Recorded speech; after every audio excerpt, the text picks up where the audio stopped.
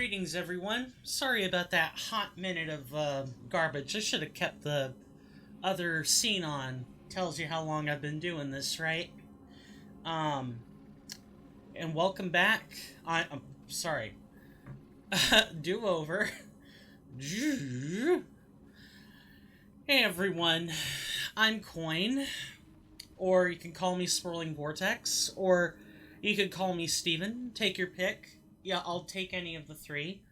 Uh, this strip isn't gonna work. My nose is too fat. Excellent intro.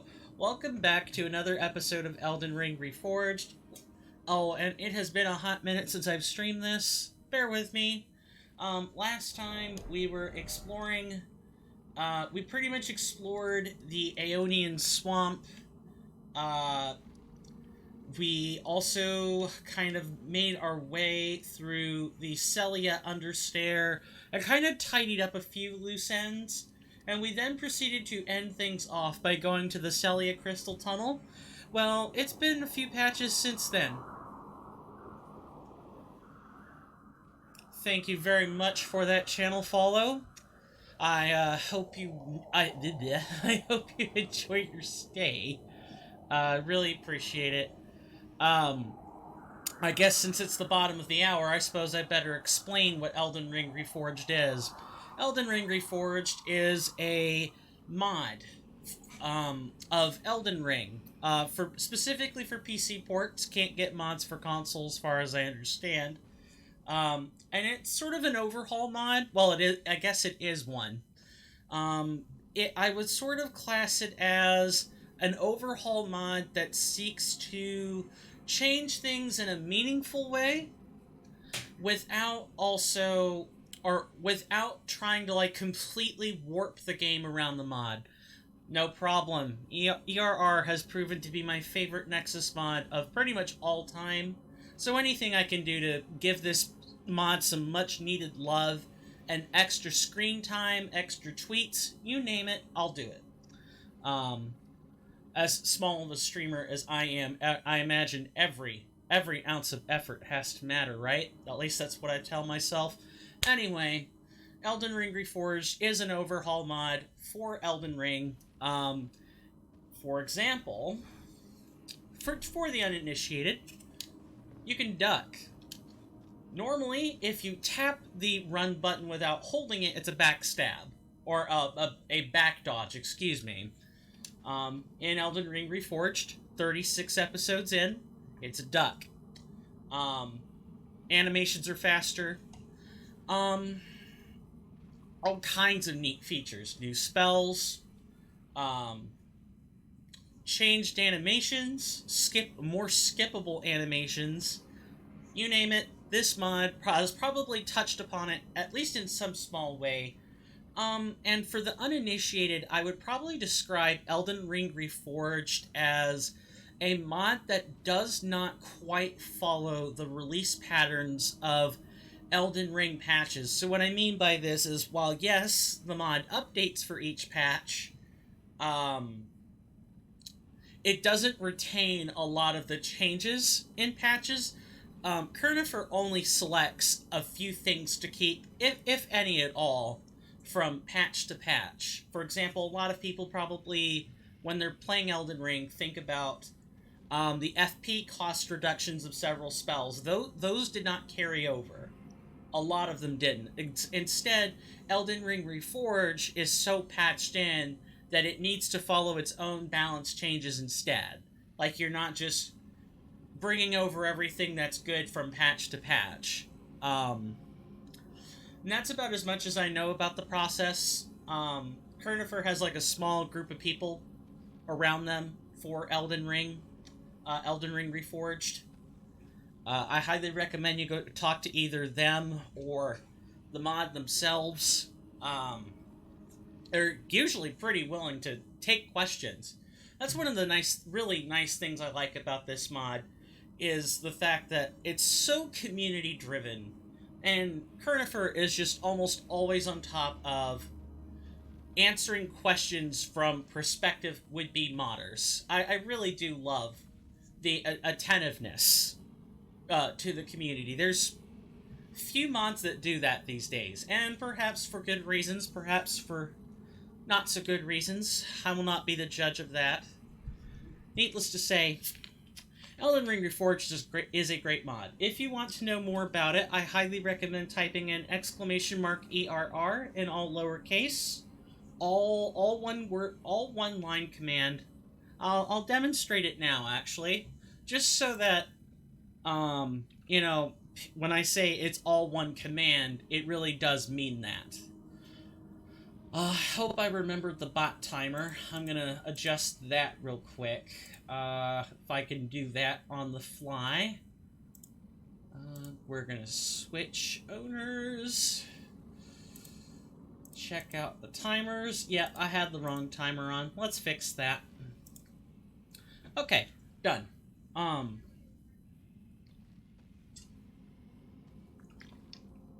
For Twitch, I run 2 timers.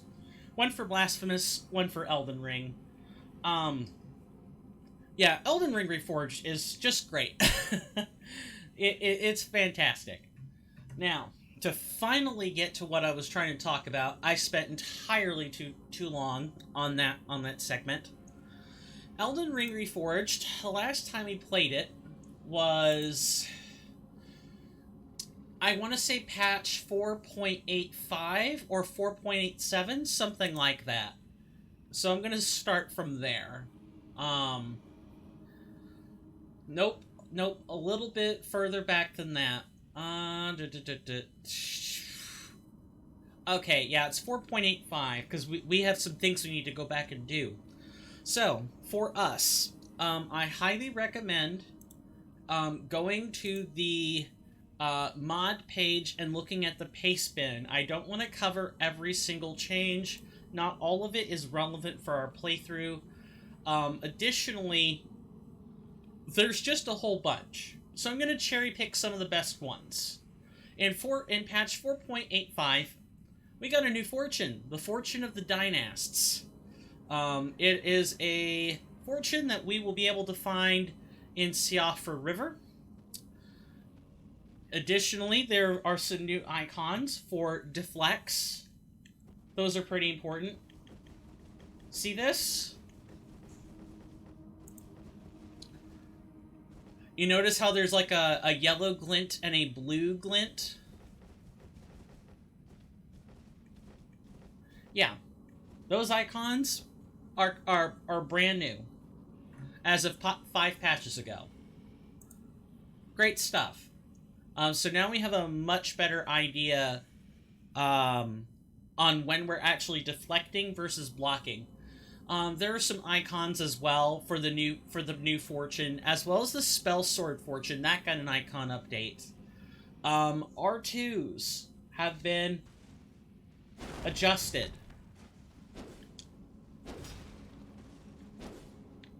Like right now, I'm two-handing my sword, so it's not the best. It's probably more noticeable on one-handed R2s rather than two-handed R2s, but we'll test this. As we progress through the game and go through various new game pluses, I'll be able to show all that. Additionally, we can toggle Melina on and, well, actually, is that... Nope, that's a different patch. The rest of this are quality of life updates, updated difficulty settings. Before, the way that difficulty was applied was that a bullet effect was used, and enemies would be hit with this bullet in order to trigger the difficulty change. Now, it's, there aren't invisible bullets being fired, which would cause certain hazards to trigger. Now, I think that's handled completely in code, but I'm not 100% sure. I'll ask. I'll ask around to see how that's been updated. Trying to see if there's anything else. Nope. Patch 4.85 is perfectly fine.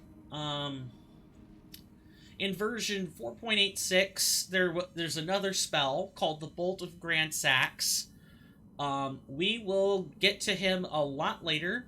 The Bolt of Grand Sax is an incantation version of the weapon skill of a similar name.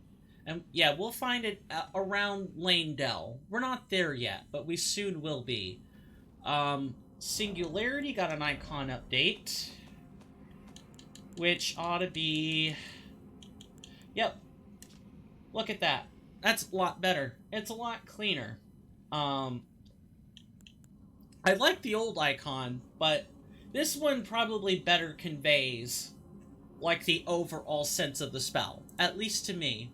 I would love to have a side-by-side of the old icon versus the new icon. I'll have to talk to someone to get a comparison of that. Other than that, other than one spell icon and one spell, the Spellblade's pointed hat, that's Rogier's hat, and the Snow Witch skirt now have alterations made to them. They're separate, they're not separate items, but you can alter them now. And the Dynast's Fortune got a bit of a stat adjustment. In version 4.87, there are some toggleable settings, and this is what I was talking about earlier, and then I caught myself. So change settings. We have time of day, time of day death storage. If we turn this off, it'll cause the game time to reset to morning, if like it would in vanilla. Right now, it fast forwards about 4 hours, 4 in-game hours. If we turn this off, it'll go back to vanilla. As far as Melina appearance, if we turn this on or off, then Melina will only appear at the places where she's supposed to, rather than at all bonfires. There's no reason to change this, so I'm not going to. Clear material recipes, I'm not going to touch this. I like my material recipes.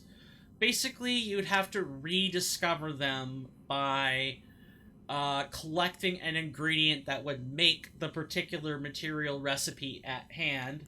And then left-hand block, I believe that would mess with...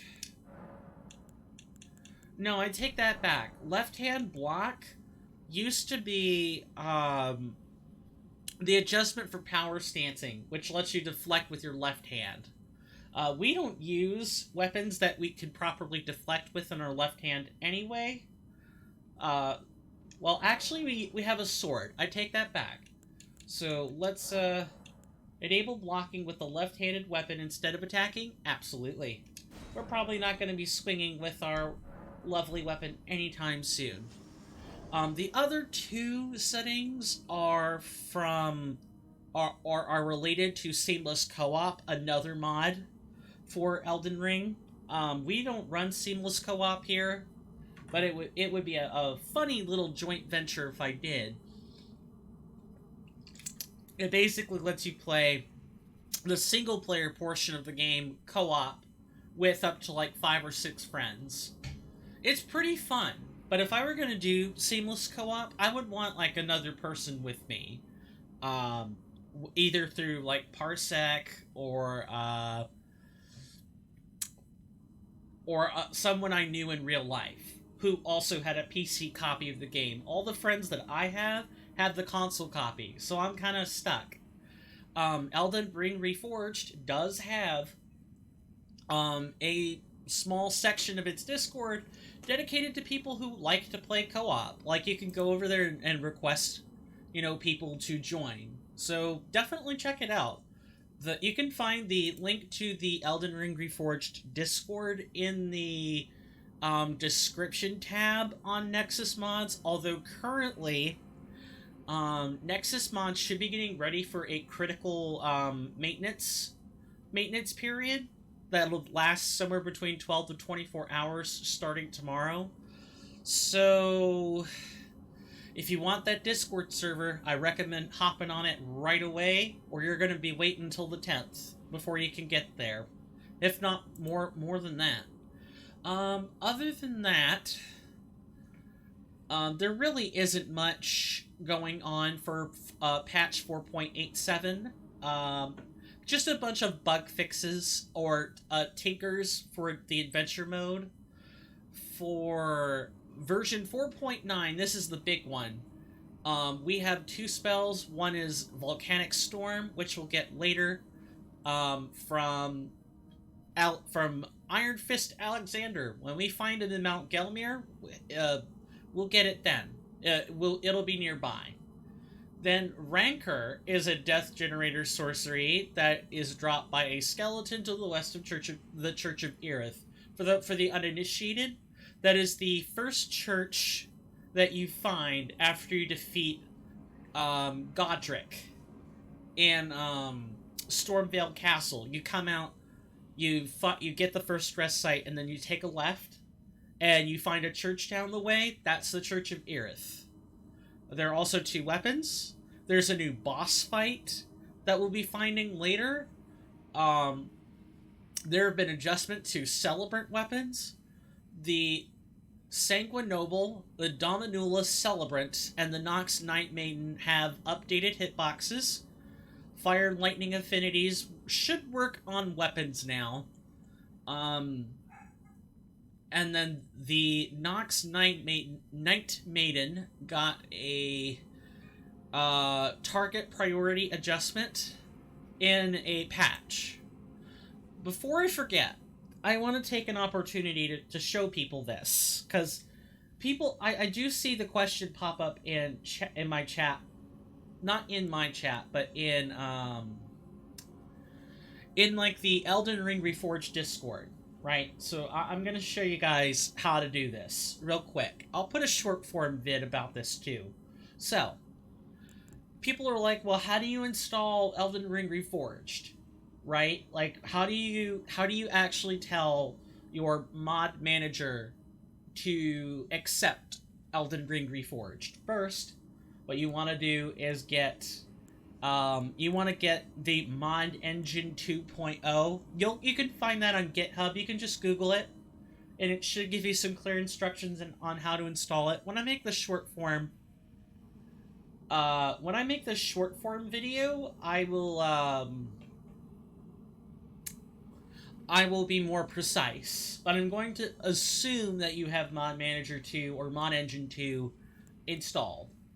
You'll come over to wherever it is you're storing your Elden Ring Reforged video, and you're going to take the most recent one and extract it. I'll go ahead and do this now. I'll just extract it here. Okay, then if you have the high-quality icons file, a separate file that you can find on Elden Ring Reforged, you can extract that file, drag that file, and simply drop it into Elden Ring Reforged.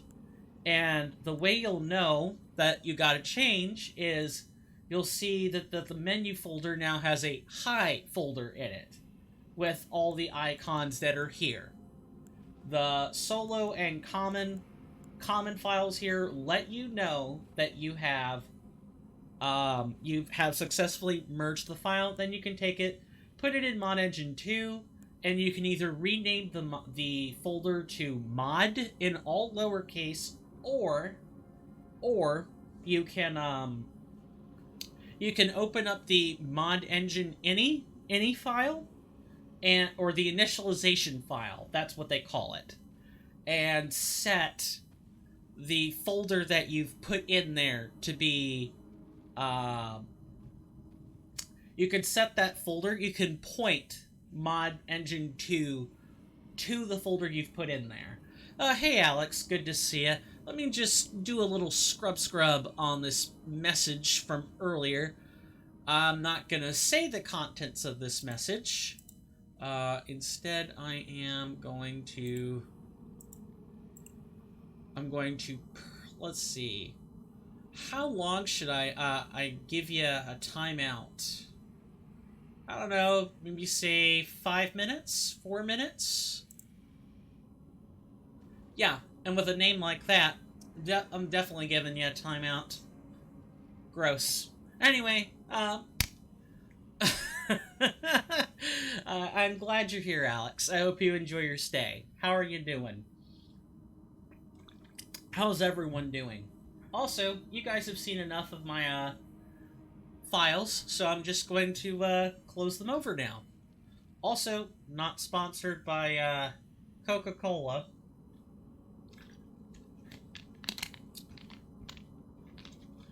And if they come back and say something else nasty, some other sexually deviant statement, they're gonna get banned. I don't tolerate rules infractions very lightly. Excuse me. Good. A little bit tired from the party from last night. Oh, tell me about your party, if you don't mind. And while that's going on, we can make our way toward the very first location that we will find a new fortune in. Let me go back to where it is. So, the fortune of the dynasts we will find in the Siofra River area.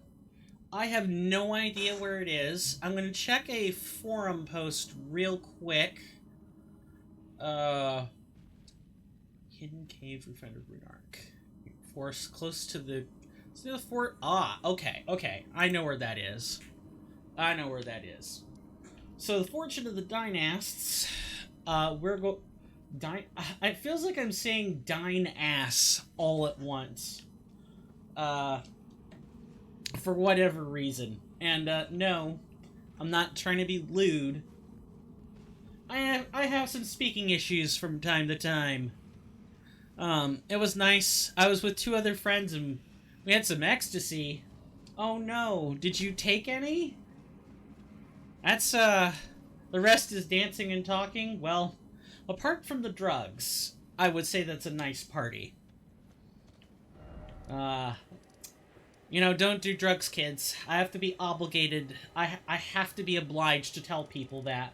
Don't do drugs. But we can at least remove the stigma around talking about ecstasy. We can do that. We can use it as a teaching tool in a lesson. In the meantime, what we want to do is go below the well.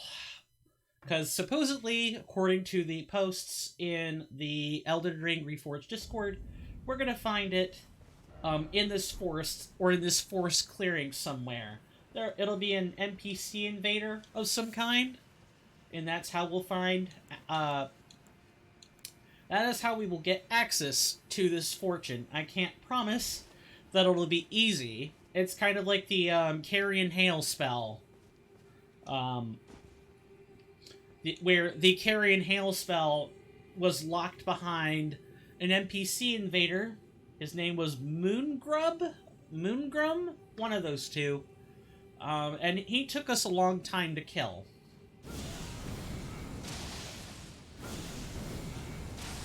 And for those who are maybe not in the know about my channel, or what I generally do, let me, kind of give you some insight. I'm a variety streamer. That's what I do, is I play games. And I try not to, okay, so I still, with the blocking option, I get the heavy attack, I do not get the light attack. That's good. Okay. Yeah, I'm a variety streamer. I play a lot of different kinds of things. I've played Xenoblade Chronicles. I've played Watch Dogs 2. I've played Dirty Bomb. I've played Legend of Zelda. I play a lot of different kinds of stuff, but RPGs tend to kind of be, or like whether they're action RPGs or they're JRPGs, whatever have you. In either case, oh boy, that is not good. I'll read that in 2 seconds. I probably should have read it earlier, but I'm gonna have to be focused.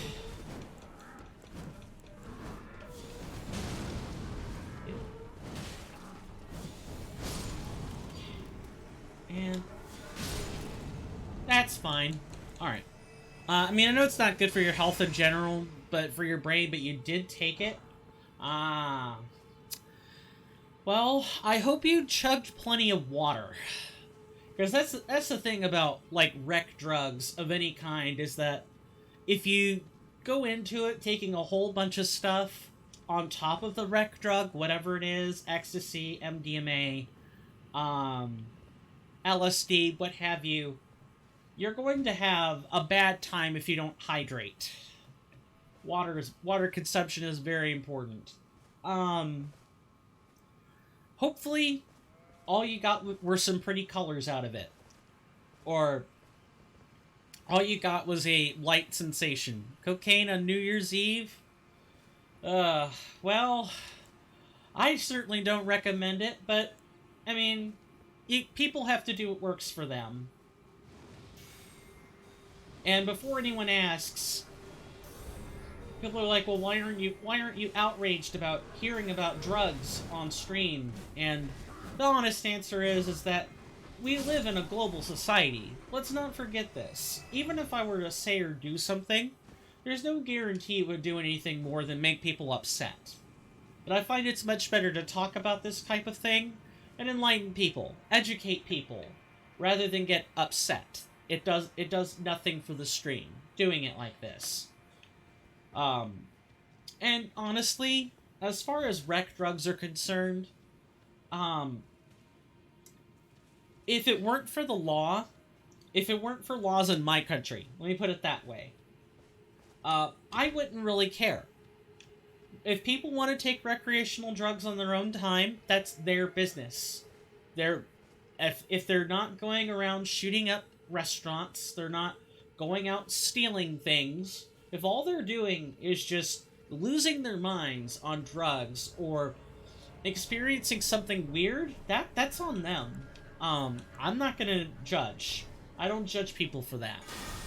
It's much better to talk about the drugs rather than not talk about the drugs. At least in my opinion.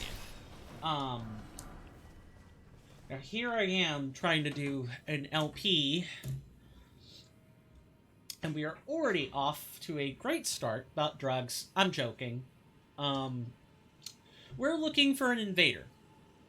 And just in case we've gotten off track on what we're supposed to be doing, other than yeah, you said the rest was dancing and talking. Did did you make any good friends at that party, Alex? Because when I go to a party, I generally want to have a good time. But usually when I go to parties, I want a social experience out of it. Like, I want people. If I wanted to have a party to myself, well, I could just game every day. Gaming is a literal party, people. Gaming is celebrate by yourself. I mean, you are limited by this, and just play it until the sun sets, or until your legs give out and you develop deep vein thrombosis. Take your pick. Okay, we need to find this invader. Don't know where it's gonna come from though. Just having to try to take my time. Well, not proud that you did drugs, but you have a different definition of live life to the fullest than others. I mean, I'm trying to be really, really careful about this. You're not proud of it, right? But you had the experience, and as long as you learn something from it, and you figure out what kind of person you are, then that's all I really want out of it. Ultimately, I am not your maker. I am not your parent. I am not, even though you come here, and I'm glad you're here, Alex, for the record, I'm not someone that really matters in the grand scheme of things. If you stopped being on the internet for any length of time, you would only have local people. I would not be in that picture. And as long as the people you care about are invested in your well-being, and know how to handle that experience, that's all that matters. At the party, it was just 3 people, you and your 2 friends. Yeah, see, that's the kind of thing that I don't really think too much about. It's the horror stories you hear about. Someone went to a club and took, I don't know, PCP.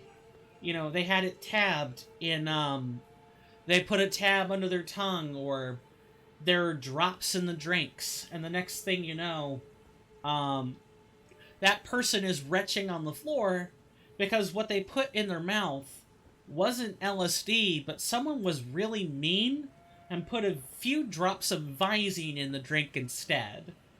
Someone took the tabs you stick under your tongue and laced it with something else. That's really my concern with rec drugs. It's not the rec drugs themselves.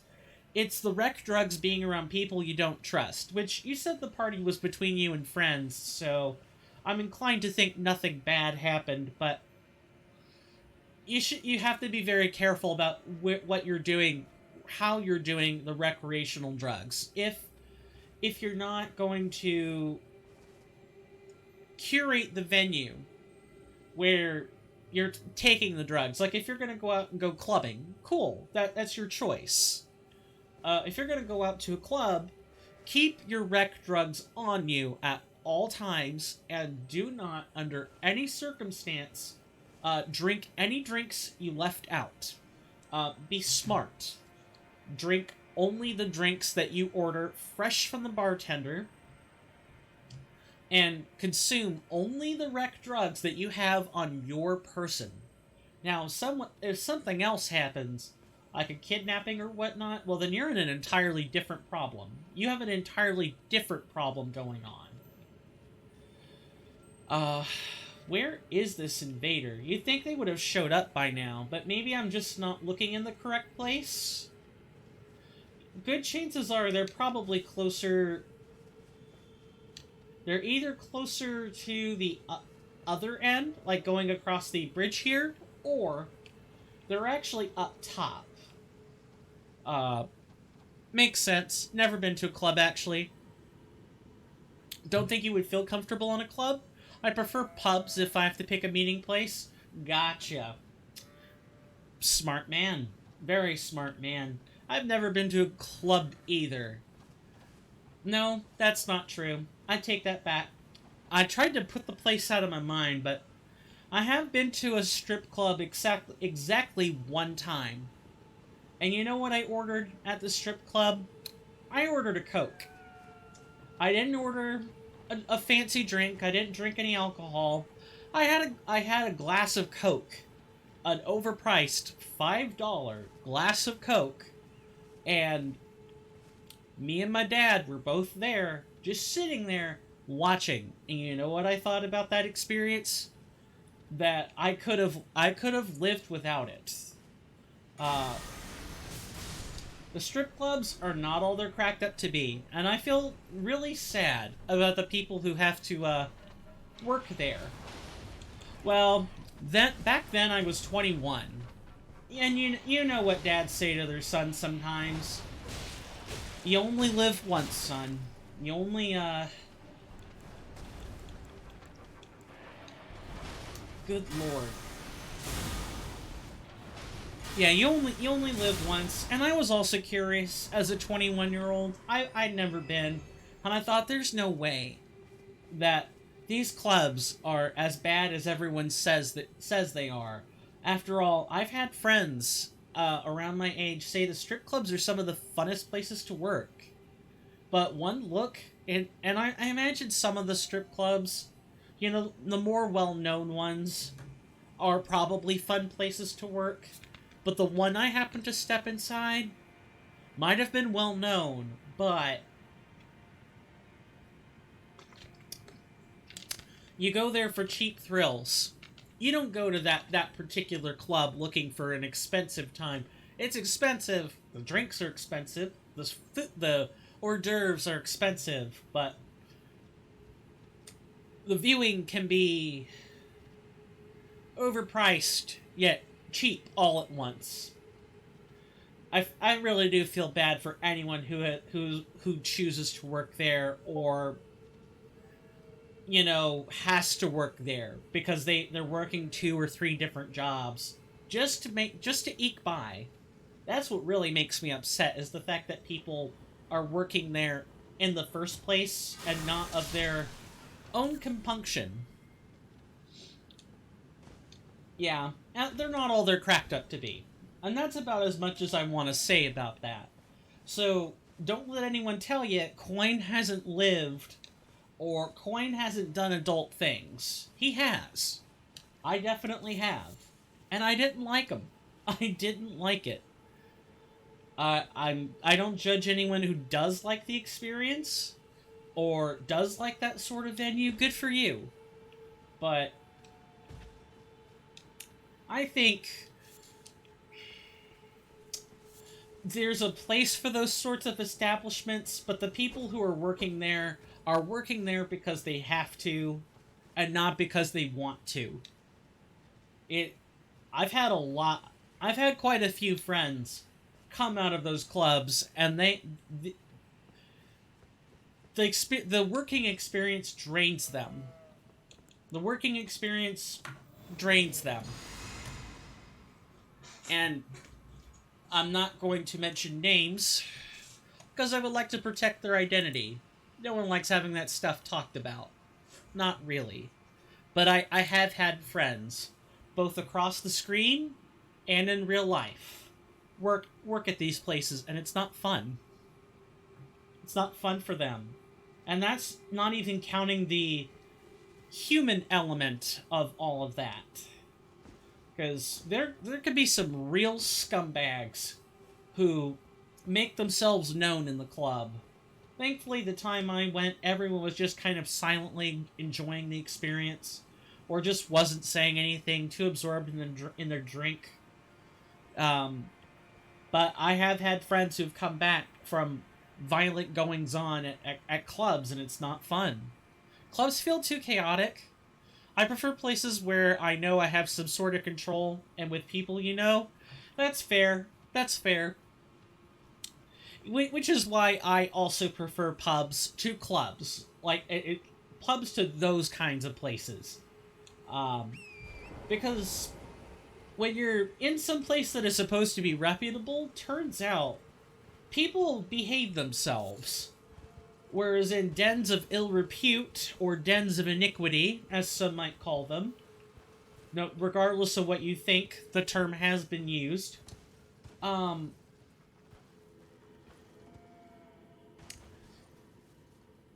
just kind of blanked out on what I was going to say. I completely blanked. I totally messed up what I was going to say. But in these houses of iniquity, not everything is well. Right? People are working there because they have to. Well, now I'm starting to sound like a broken record. And at the risk of truncating the conversation a little early,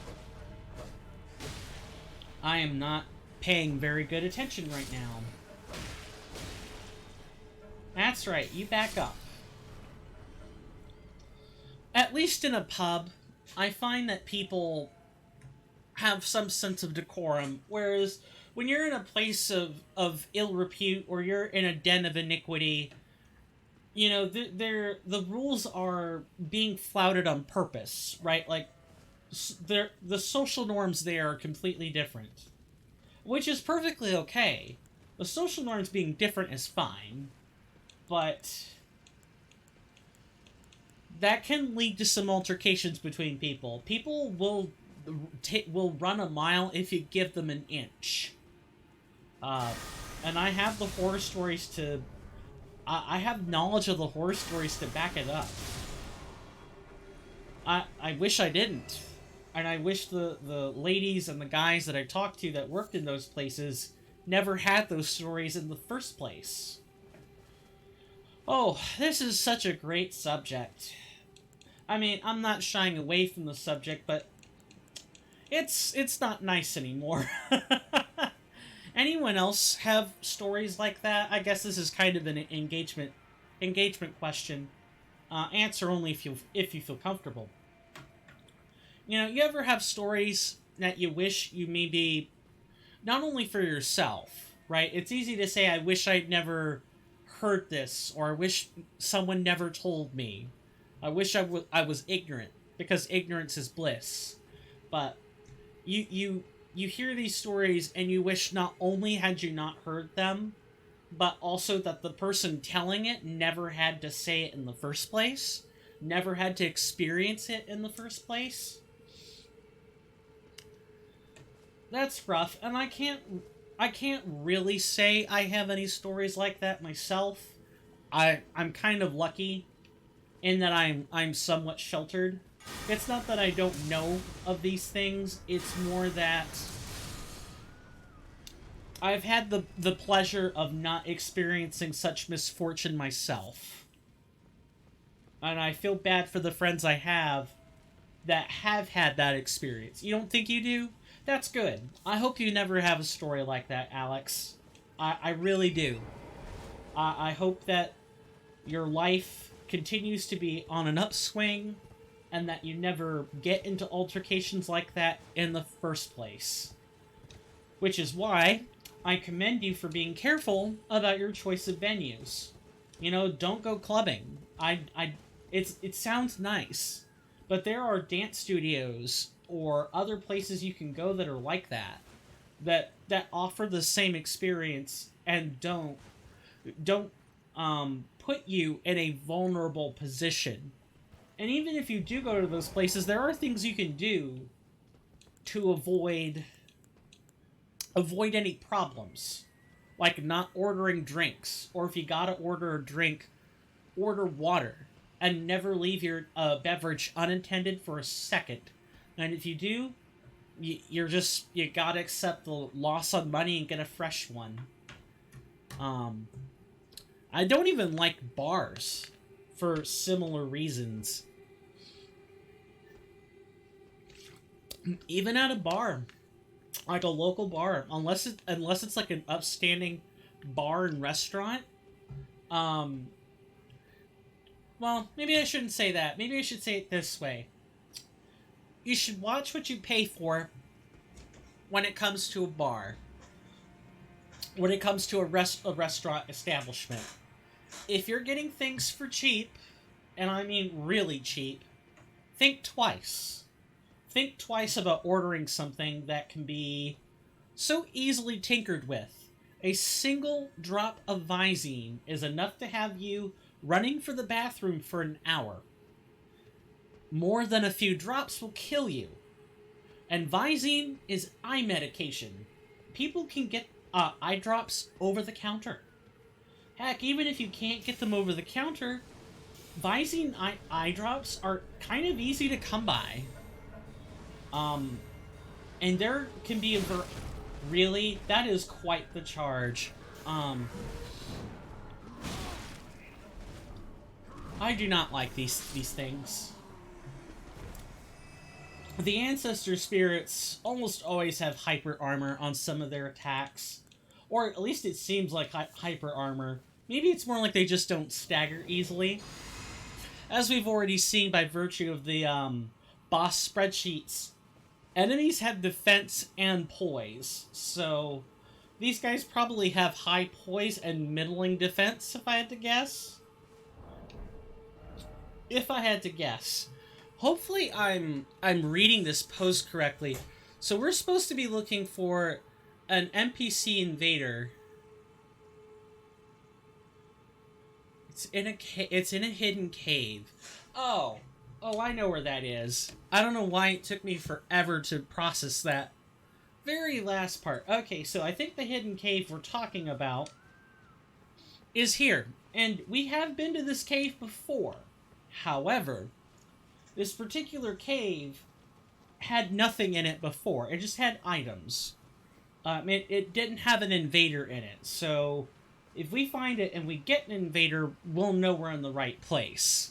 And if not, if it's tied to us getting the rune arc, then I could simply debug tool the fortune in. I'm hoping that's not necessary, but we'll see.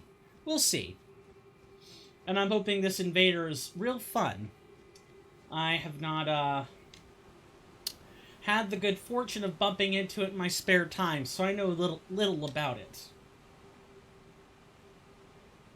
Yeah, this is completely different now. This hidden cave did not have this color before. Are you guys ready for a first-time experience? I am. Let's see what awaits us. Hi there, Annalise.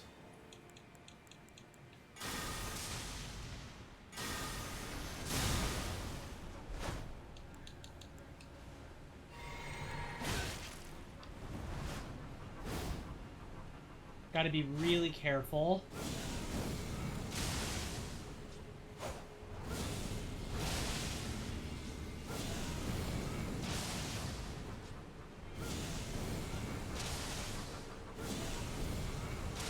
That's right, you just drink.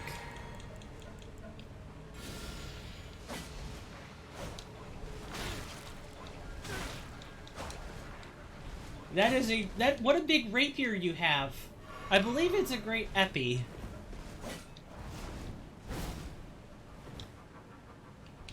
I'll be able to answer that in a hot second, Alex.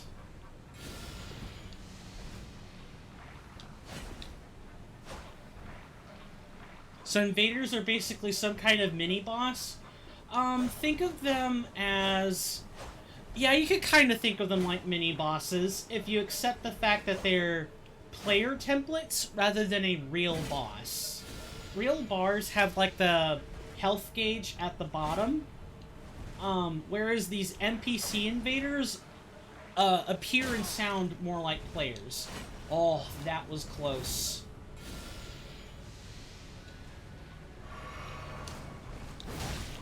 That was bad. That was bad.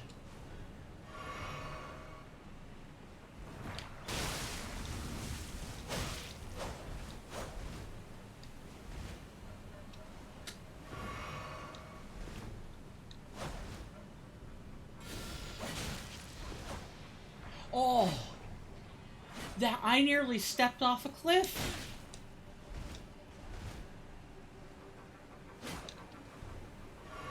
I realize I could be attacking her, but are you serious? Okay. Here we go. Sanguine Noble Annalise has died. Good. And we've gotten the fortune of the dynast. So, so Kernifer does a really good job, and I suppose I should thank Ivy as well, because they're part of the team. Kernifer and Group love having the NPC invaders showcase the item they're dropping. So when we got the Carrion Hail, well, the guy we fought to get it was also a sorcerer who cast Carrion Hail, and was kind of a Carrion Royal Knight. So in this case, the NPC invader was a Sanguine Noble who had the fortune effects tied to them. So let's slaver over our new find, shall we? So I think it is a key item. It is a legendary fortune. For reference, for those who aren't aware of how the fortunes are tiered, they come in 3 tiers. You missed the cave reaction? It wasn't anything special. I was just happy to actually find the cave. I was on my toes the entire time fighting Annalise. That was great. If I hadn't paid enough attention to my health, if I had lapsed for even just a moment, I would have died. So I'm thankful for my own reflexes. Yeah, good work on this. So the fortunes, like I said, come in 3 tiers. They're denoted by color. Good job. She killed me 500 times. I pretty much used madness incantations for the first half, and when I realized she had a flask, which NPC invaders always come with one, so I should have been aware of it then. I should have just applied some poison. That way, no matter how much they drink, you know, they'll die eventually. Poison's great on NPC invaders, by the way. Almost none of them are immune. I can't think of a single NPC invader that is. Uh, yeah, I really can't think of one that is. So status effects are your best friends. We have rare fortunes, which have the silver coloration, and the legendary colorations. The legendary fortunes whose coloration is gold or yellow, depending on how you see it. So, Fortune of the Dynasts increases dexterity and arcane, increases pierce damage, hence why Annalise had a great epi or form of one. Increases robustness, just outright. I haven't seen a fortune do this before. I'll have to put this in my lexicon of things to consider for the pyromancer fortune I'm helping someone work on. I've really had to kind of like sit and digest it. Your cessblood wakes in the presence of blood loss, forming a sanguine pool which increases counter damage and stamina regeneration. So in the fight against Annalise, we had a couple of times where a bloody pool formed under her feet. That's what this is. That's what the sanguine pool is. When we get to the Lanedale sewers, we'll see some sanguine nobles that'll have that sanguine pool effect. And places in the environment will also have this sanguine pool effect. Lingering in the pool grants HP restoration on successive attacks. Cool. Allies receive reduced benefits, and enemies suffer increased blood loss buildup. Yeah, that blood loss buildup was scary inside that pool. But we're already kind of susceptible to blood loss as it is as a warlock, so I can't say whether or not the sanguine pool really caused me to build up blood loss that fast. Finally, as a penalty, this thing decreases intelligence and strength, so the opposite of the Fortune of Haima. Decreases all but pierce and fire damage. I didn't think the damage trade-off would be that severe, but okay. Putting that in the lexicon for help with the Pyromancer fortune later. Decreases HP restoration from the Flask of Crimson Tears, and reduces equip load. So, you know, you want your light dex builds. You don't really want to be messing around with heavy plate. Like, I couldn't wear the twinned set with that fortune. I would be in for a rough time. I'd have to have my endurance up pretty high to be able to do that. And this build is going to have issues doing that. Speaking of builds, since we are, you know, kind of at the bottom of a new hour, or the top of a new hour, let me introduce you to the player build command. Just put this here. All lowercase, all one word. We're running a triple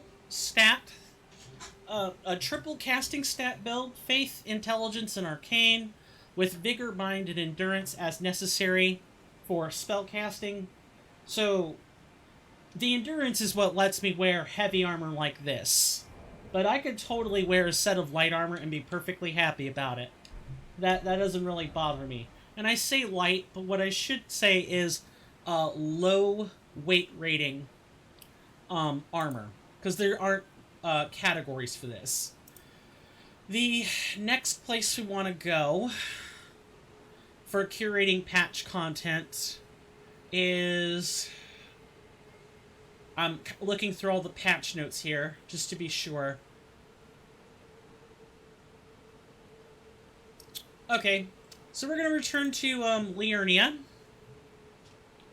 We're underneath Caelid right now. In Liurnia, where we want to go is at the lake-facing cliffs. Once we grab this particular spell, I will switch fortunes so we can showcase it. And after we've switched fortunes for the showcase, I'll take a commercial break. These are typically 5 minutes or so in length. You know, feel free to get up and get a drink, get a snack, you know, tell your loved ones how much you love them, so on and so forth. Because I do run ads during those 5-minute breaks, and I know how much we all love ads, in air quotes. I don't like them any more than you do, but gosh darn it, I just need those 6 cents wherever I can get them. Yeah, they're really quite a pittance. I don't like running ads, but I'll do anything to help the streaming experience. Now, this can't be the spell in question. Why? Because the spell is supposed to be rewarded to you after fighting a powerful enemy, so I'm not sure what this is. This could be like a somber smithing stone.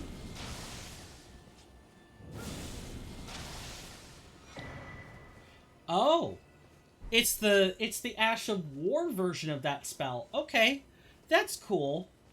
I guess this is what you get after you complete Top's questline. Like, you get the spell. Like, Tops is a NPC that sits on this bench when you first get to Liurnia. You go through a whole rigmarole of getting the Academy key, which you give to him after you find another copy of that key. And then he'll die at the end, and you get the spell he was working on prior to his death. I guess apparently there's an Ash of War that you can get after that quest line resolves. That'd be the best way I know of it. Now, according to the post that I'm following, it's supposed to be due west from here. It's supposed to be guarded by a powerful skeleton-type enemy. Unfortunately, I have no idea how far due west it actually is. Let me refer back to the post here. The community's great, by the way. You can always count on someone to supply... you can always count on someone to supply new information. Do I want to know what's going on in the discussion chat right now? I probably don't. I try not to make a habit of, looking at Discord when I'm on stream, but I'm trying to follow a post detailing where this particular... I actually don't even have to do that, because that information's on the update. So this was just me tabbing into the wrong thread. Okay, powerful skeleton to the west of the Church of Irith, which this is supposed to be the Church of Irith. So maybe this powerful skeleton is somewhere up here on the hill? I wouldn't be surprised. Yep, here we are. Right here. If this ain't it, I don't know what is. I don't know what'd be it.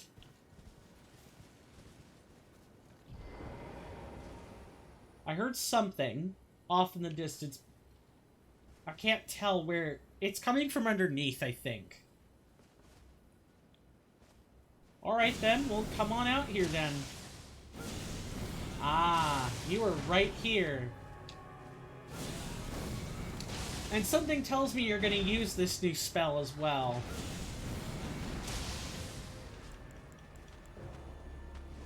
Let's switch spells then. I don't know. So, anytime you're dealing with skeletons, your best bet is to use a holy spell. Javelin of Gold works great here. It is a touch expensive, so you do want to bear that in mind, but we even have a generator to help us out. And 90 damage on this is not bad either.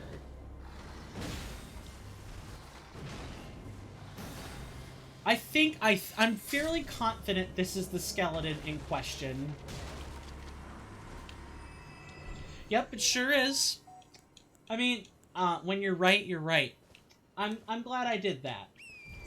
I think that takes care of everything that we needed to do for patch material that we could go do right now. Apart from the encampments, I need to put together, or have people put together, a list of all the encampment locations, and that's something that I'll talk to people on the Elden Ring Reforged Discord about, seeing if we can cobble together something to help people get the encampment, the gear out of the encampments, because that's the last thing kind of holding us back from being all caught up, in other words. All right, let's adjust the fortune. Common fortune. I'd love to play around with our new fortune find, but I don't think we're gonna. I don't think we're gonna be able to have good decks for a while. That's gonna be after we get our casting stats in order, and it's like 40 or 50 points, more or less. Next thing we need to do is prepare spells. And for the spells that we can prepare, we want to change out the Dragon Communion Seal for the Dark Glintstone Staff. And then we can just pump in the necessary spells. No, I don't need to select the fortune, thank you. I'm surprised I'm not allowed to cast Singularity, but whatever. Whatever, I guess. Glintstone Pebble. Actually, that should probably be... Well, does it need to be? I don't know. Let's try not using that. Instead, let's start with Ambush Shard. Like, if this is the type of generator that I love to have access to, because Ambush Shard is useful for attacking guarding targets. There are a few spells that actually pierce guard, but Ambush Shard is one of them. Stone Sling is another one I want to carry. Then we can test our new find. Then for other spells, we're going to prepare Rock Sling, Night Comet, Glintstone Ice Crag, and Ancient Death Rancor Call. And I think that ought to do it. Oh, and I guess we could also prepare Night Maiden's Mist. We don't need to prepare every spell as badly as I want to. Oh, and no casting reg. Why did I call it Carrying Hail? It's Glintblade Hail. I'll get it right eventually, guys. Don't worry. Alright, I've got the spells I want prepared. Now we're going to take a commercial break. My apologies for the delay in that, but I gotta take these or, you know, the DVT worsens. Nobody wants that. Promise. So yeah, this intermission will be short. I'll put it at around 5 minutes. I'll play a 90-second ad, so feel free to get up and stretch, and I'll see you guys after the commercial break.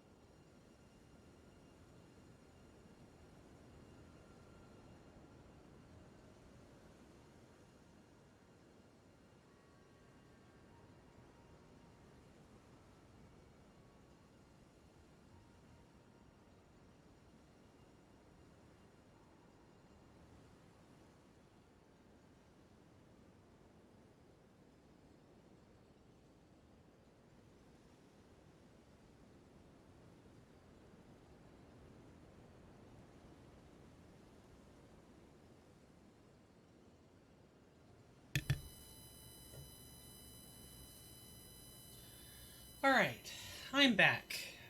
Sorry about that. And I was only 2 minutes off of my projected estimate. Good stuff. Hashtag not sponsored by Starbucks. I feel like I have to say that.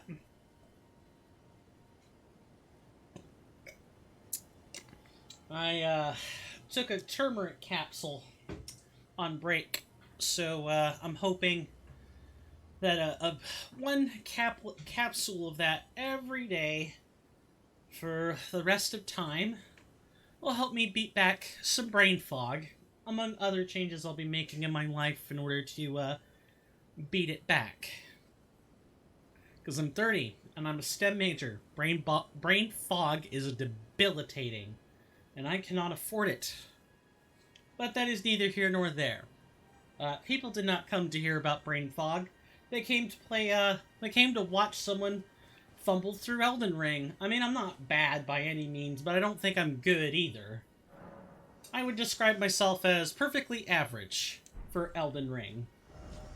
Perfectly average. Of course, he says as he's, not tested the waters, beating Millennia or even beating the game. I've only played I'd say about 55% of the way through the game. So there are definitely points that are going to be as new for me as they are for you. We've done what we've come to accomplish in the with the patch materials, so now we're going to first make sure there aren't any important developments. Any important developments for the Discord chat. I do want to keep an eye on it. There were some saucy interactions in there. And now we can continue exploring the Celia Crystal Tunnel. I think we might even find a fortune past that if we were to explore the rest of Caelid. Caelid's a great place. There are loads of interesting. That's actually really cool. It's a single, Can you charge this? No, you can't charge it. It looks like you can, but you can't. So, engagement time. How do people like to play Elden Ring? This is a question you can ask, whether it's Reforged or not. I get people in here who have never touched Elden Ring ever before. So,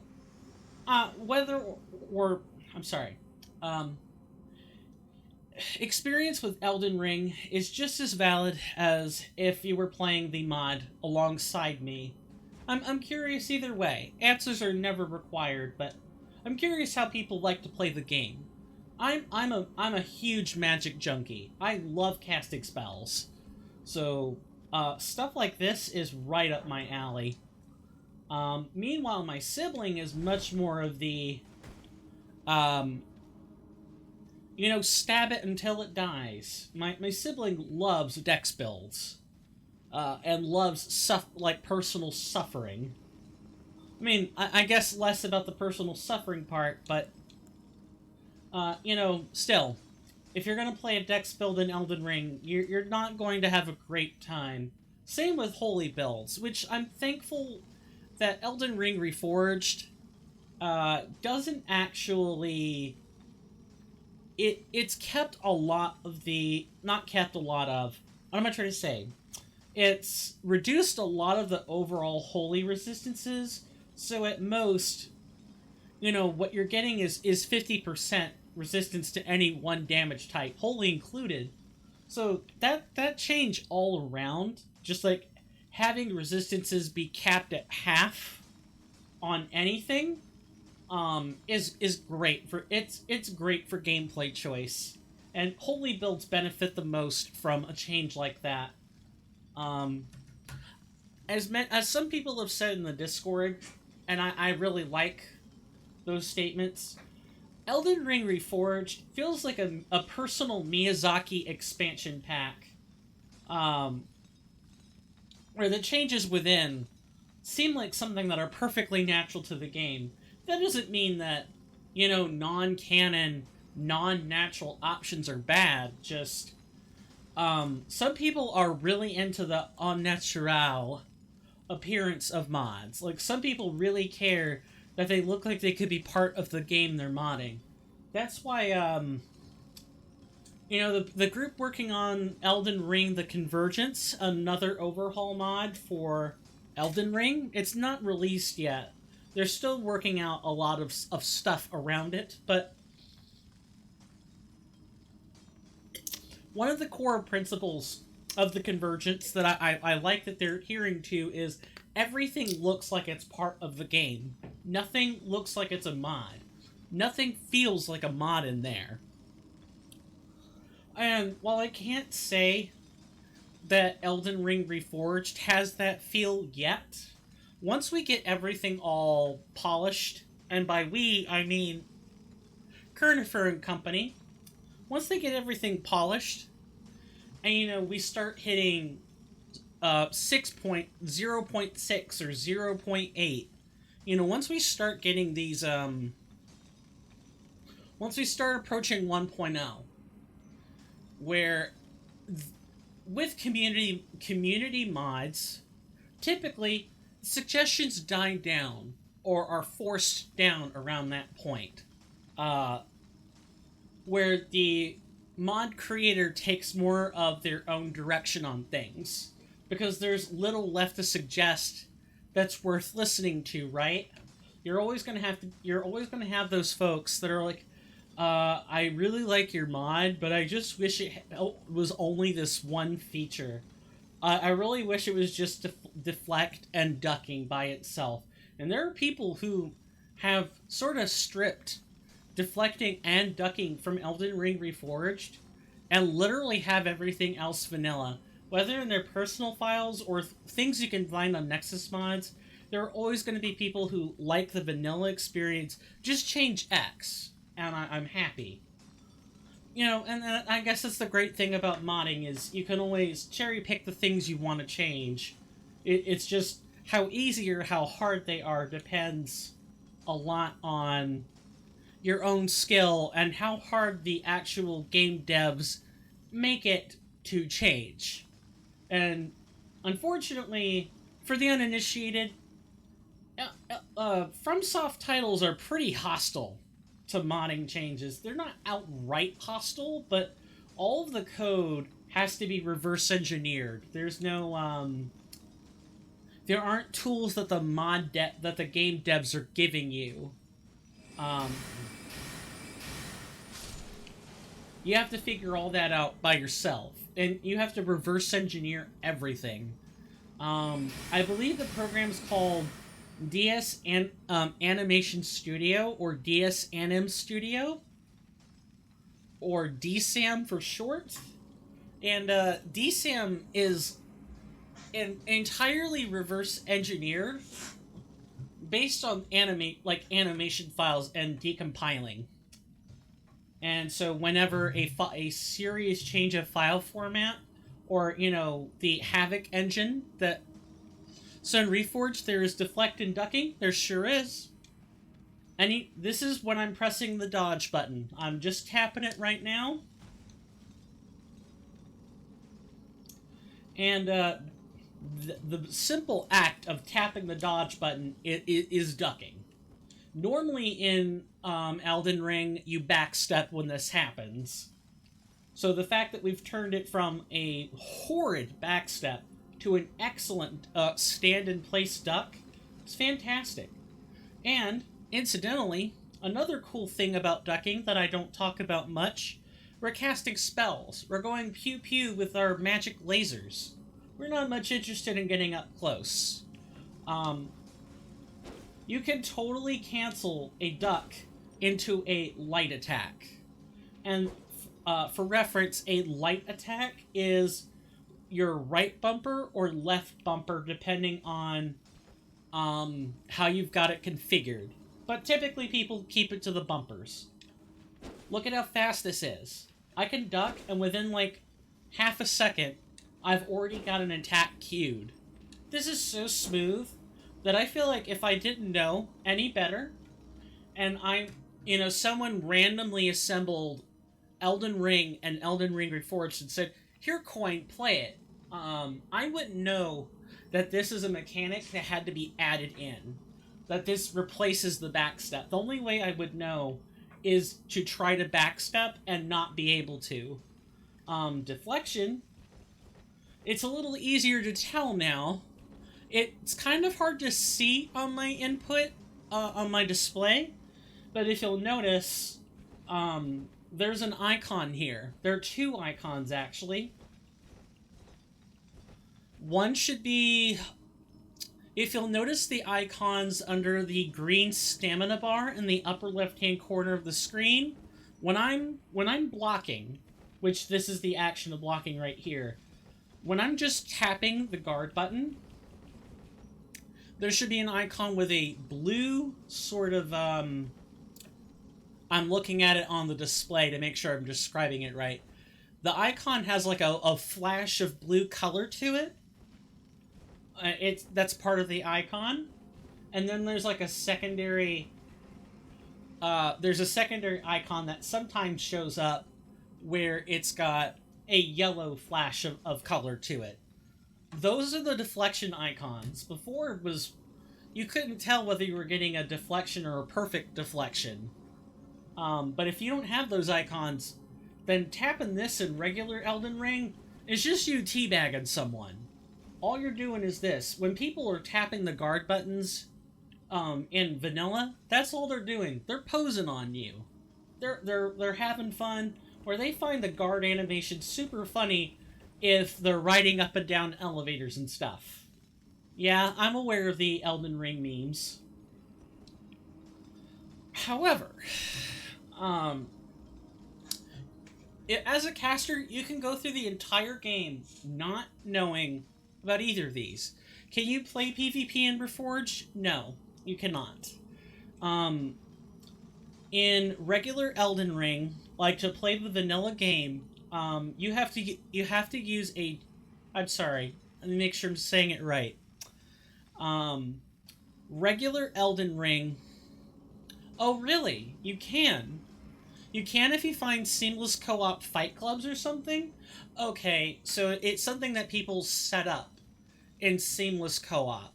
So, I guess the answer is technically no, but if you finagle another mod with it, you kind of can.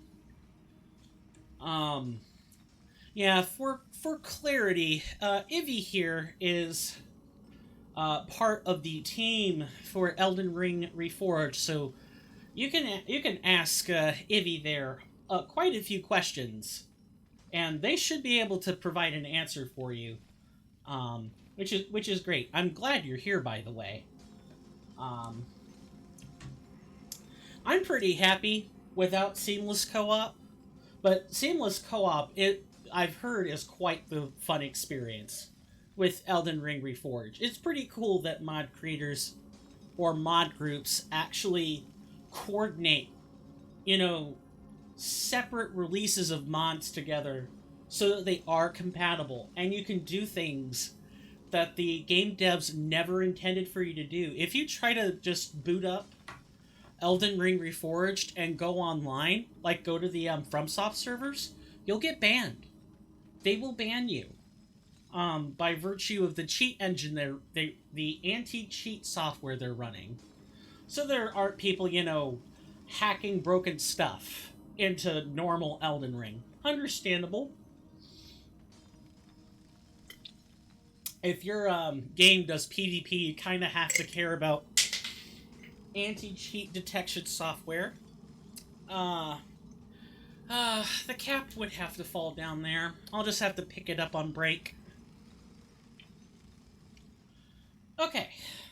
Now that I've sort of talked about that, I want to kind of break down the Celia, Crystal Tunnel for you. So this place is pretty infamous. Pretty infamous. If anyone's played Elden Ring for their first time, they're probably more familiar with the inside of this cave than they are a lot of other crystal caves. And that is because, you see that hut up there? That hut has, that hut is the destination of a warp chest in a location in Limgrave. I believe it's in a cave. It's in a ruined cave somewhere. I don't remember exactly where, but I do know that teleport chest will take you here. And coming here when you're only equipped to deal with the stuff in Limgrave, Western Limgrave to be specific, so like the very first area of the game,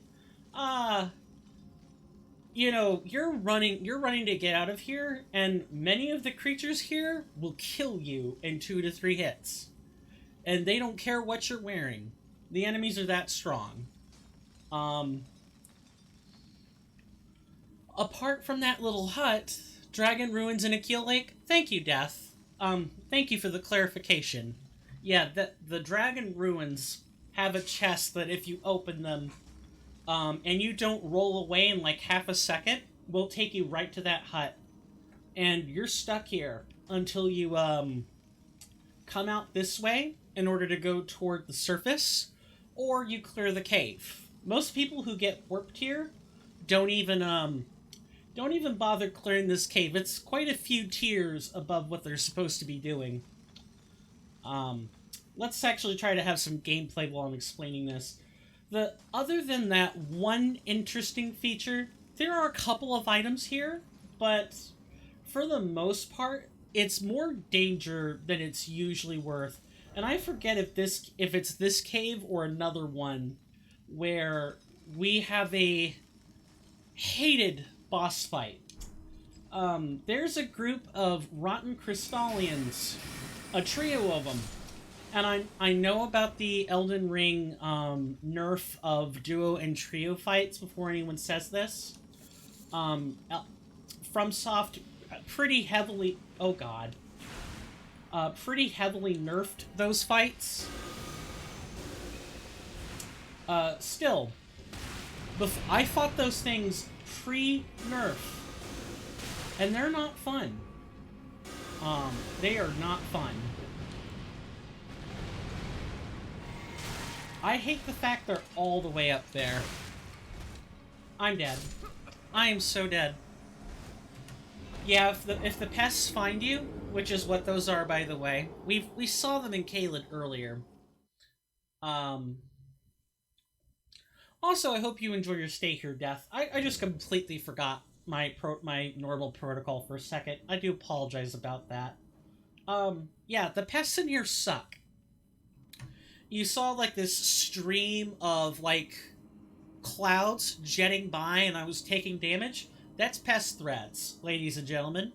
Pest threads in this game inflict scarlet rot, or specifically in Elden Ring Reforged. No? Is that vanilla? I think that's vanilla.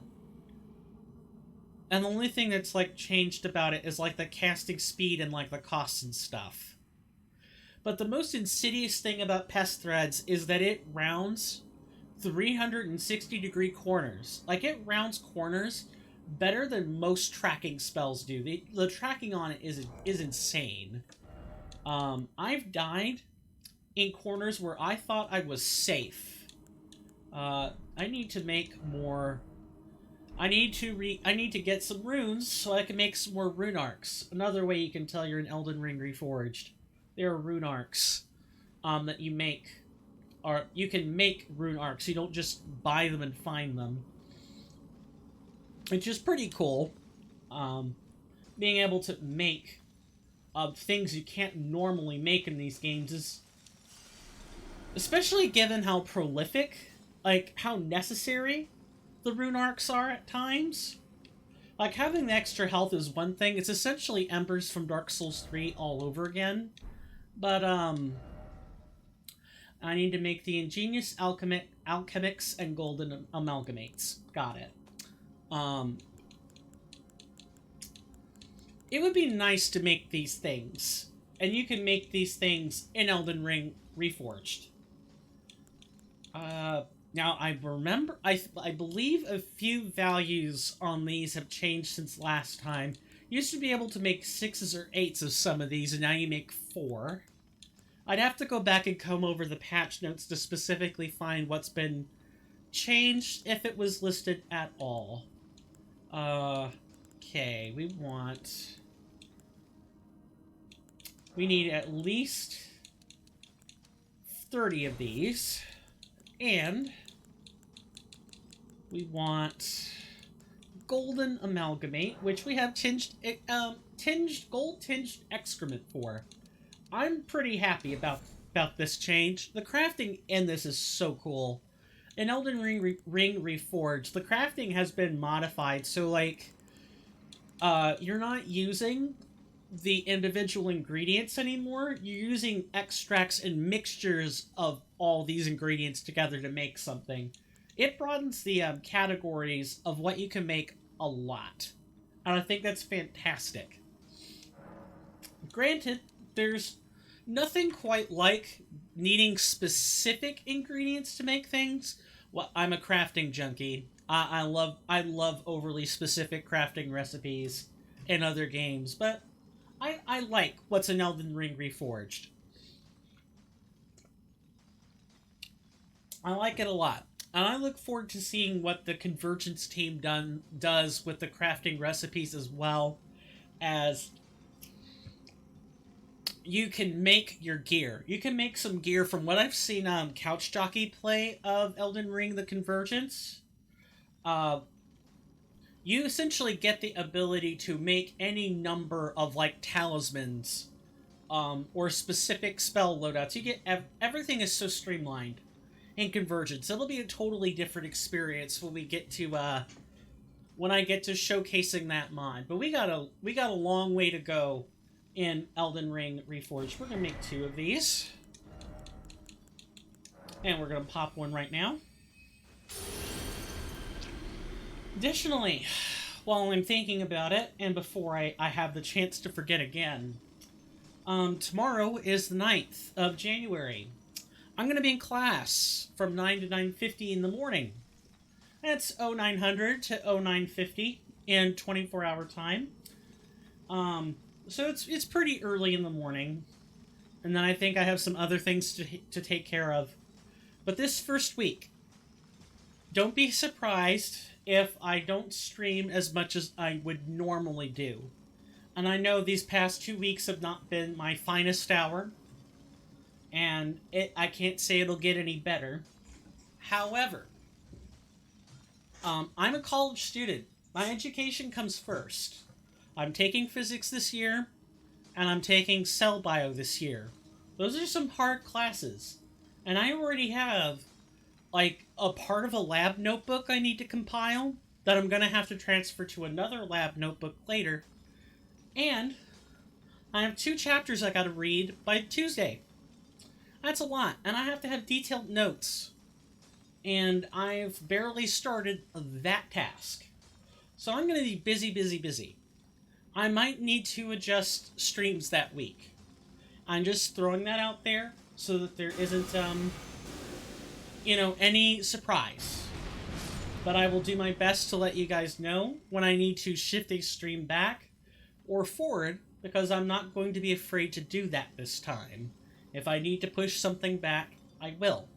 But I will do my best to make sure that there are plenty of opportunities for makeup streams. And if I'm on top of my work, there should be few makeup streams in the first place. Because if I don't do well this time, there are problems. I got bigger problems than missed streams to worry about. I just wanted to, I guess, give that update that I am going to be a very, very busy person. For those who want to know a little bit more about me personally, I need to find out where I can attack this guy from. And I need to, like, get into some cover. Yeah, you see what I mean? Look at how... Good lord. Look at that tracking. That tracking is ridiculous. And pest threads from actual pests go a long, long way. Um, and I hear something coming. So I know there are going to be pests on their way here soon enough. Um, but for those who want to know a bit more about me, while I wait for my inevitable demise, uh, I am a. I'm currently a college student. My first name is Steven. I'll give that to you for free. Um, I am going to school so that I can begin running my own business. And what is that business, you might ask? Well, I'm studying to be a biodefense specialist. So I'm the person who is going to be studying how might a person take anthrax and turn it into something more lethal than it already is.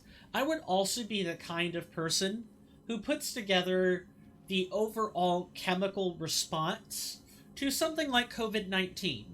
There were a bunch of biodefense specialists working behind the scenes doing research into how to deal with COVID-19, like the virus that is responsible for it. How does it spread? Who does it spread to? Who's at risk? What kind of medicine would you give a person that has it? That sort of thing.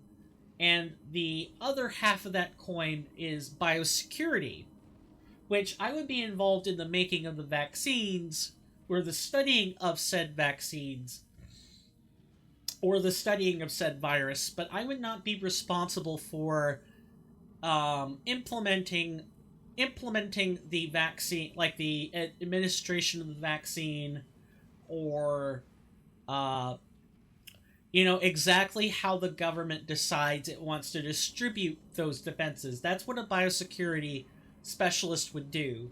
Is they would sit with the government and say, okay, we need you to convert X number of buildings to field clinics so that uh, you can distribute the vaccine. You can have people sign up to get the vaccine. In case of something like anthrax, where you use decontamination showers, I would be a biosecurity specialist would be the person that says, okay, we need you to source and put together X number of decontamination showers, make some of them portable so that they can be carried to seeds of emergency, and others would be in facilities dedicated to dealing with anthrax poisoning, etc., etc. I'm using anthrax as the example here, but not all cases of anthrax are the deadly kind. Some of them are surface cuts. So, going back to what I would be doing for a living, I would be the type of person who would say, okay, what kind of what sorts of tinkering could a scientist do in order to make anthrax that gets into the surface of a farmer's cut on their hand or wrist, let's say, and turn that into something that's lethal? Because normally, a surface level cut on someone who has anthrax that's in that's usually not.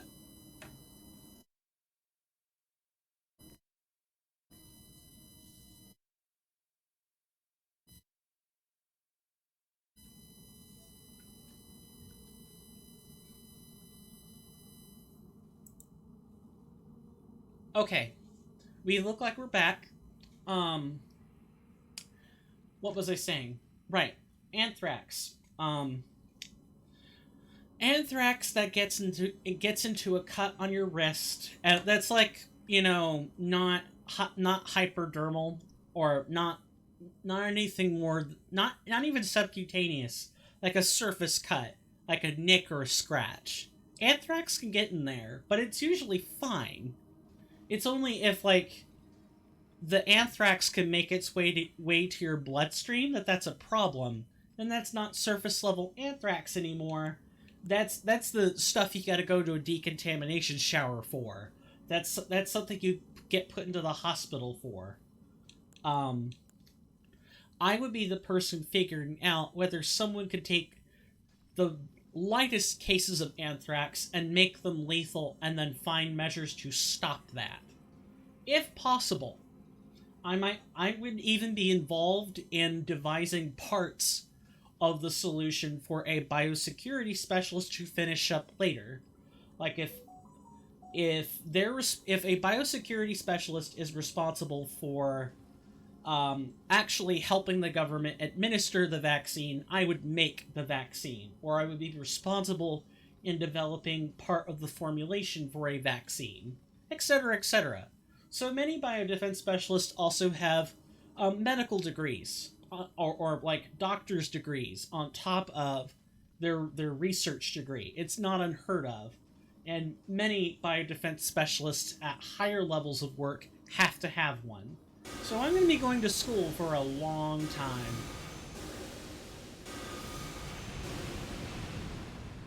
I'm just going to sit there and watch you bleed out. Yep, that was easy. This thing has pretty nice range. Needless to say, that's pretty much what I do. I'm studying to be a biodefense specialist for a living. If that doesn't pan out for any reason, I'll be looking around for normal work, I guess.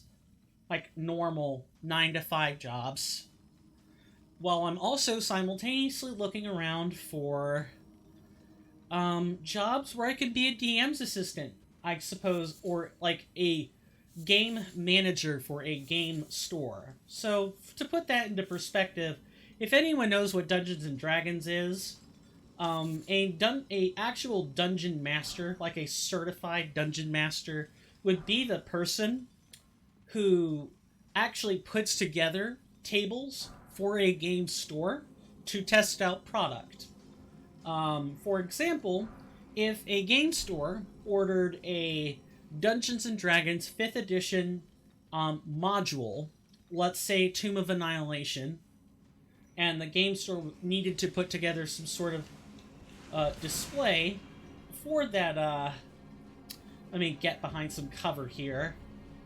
And be careful because that thing can round corners.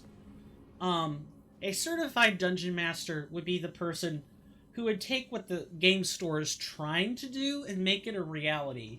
And typically, game stores that do this will have people sign up for tables. Like, the DM gets paid to have a table at that store every week.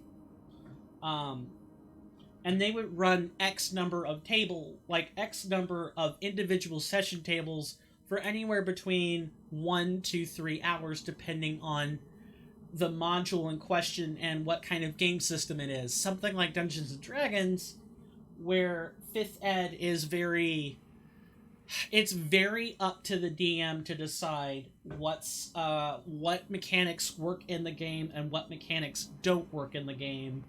That kind of stuff can be done in an hour.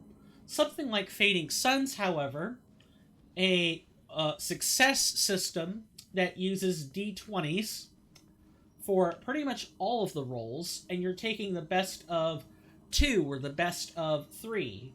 Like, you're taking the best of a number of successes, and you're kind of determining what level of success your players get to enjoy, or what degree of failure, because that's how the success system works, is you have a threshold, and you can go over that threshold by a certain number of degrees, as well as succeed by rolling a certain amount under the threshold by the same amount. So let's say, I'm trying to remember exactly how Fading Suns works, but basically, there are a number of skills, and let's say your skill is, I'm trying to think of an exact skill, but let's say a required skill has a threshold of 14. That means you need a 14 or less on the D20 to succeed.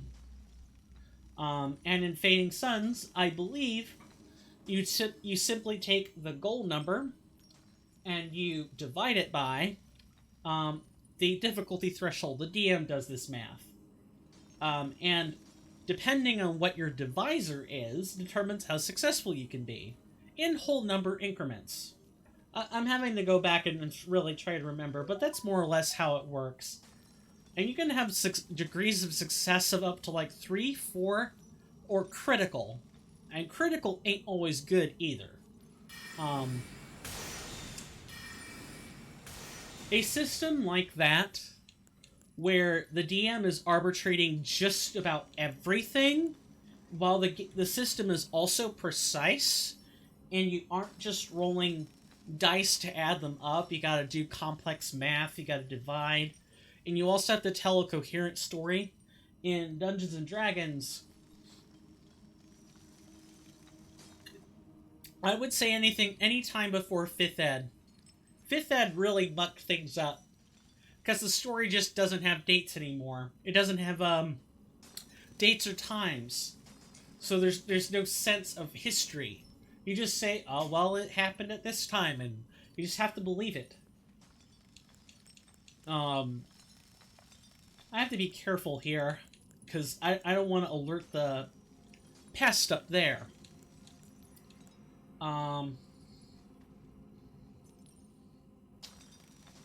I forgot what I was going to say, so I'll just move on. Yeah, as a certified DM, I would be the person setting up an... Oh, that's what I was going to say, is, Fading Suns, with as intricate and precise, yet entirely DM-determined as it is, it would take me 3 hours to put together.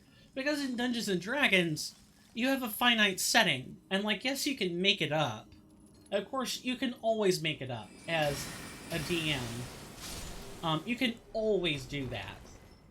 But if you're running off, like, modules or the source material, you can't just make it up. You gotta go by whatever the module says. And you feel free to put any sort of stopgaps you want, but you still have to pay attention to the source material. If this location doesn't exist, if the location you want in your module doesn't exist, you need to have a really good way to seamlessly blend in stuff that doesn't belong to the module and stuff that does belong to the module together. So it's a natural experience.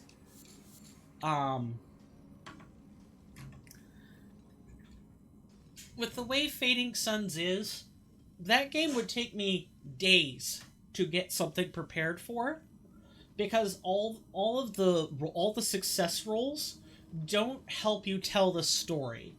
It's almost entirely dialogue driven, and combat in Fading Suns is awful. Not because it isn't straightforward, but it is brutal for the player. The DM gets to have loads of fun. The success system is weighted against the player in Fading Suns. And it is weighted slightly for the DM as a result.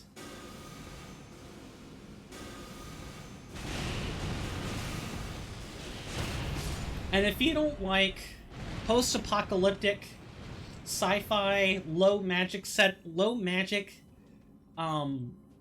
setups, such as Fading Suns, you're not gonna have a good time.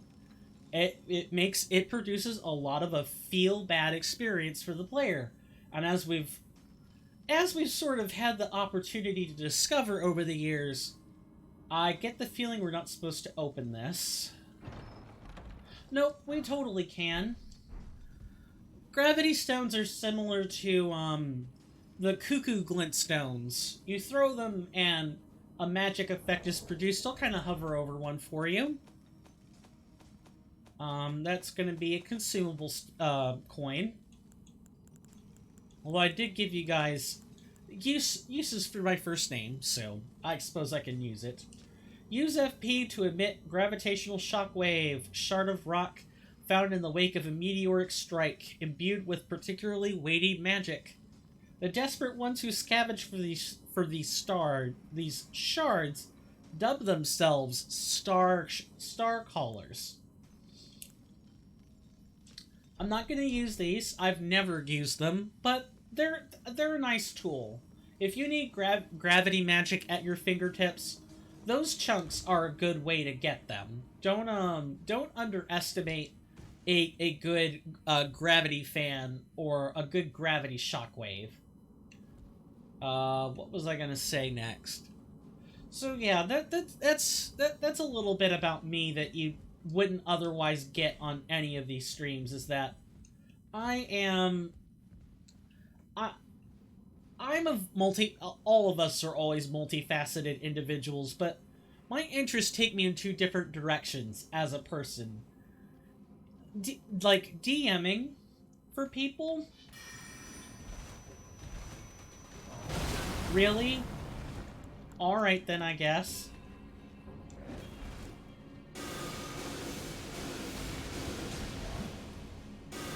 I guess we're doing this. I am loving being cornered right now.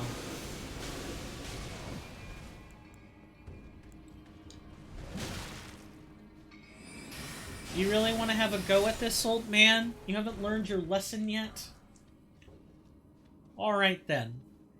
As a DM, I am not certified. I can become certified if given the chance, or if I take it.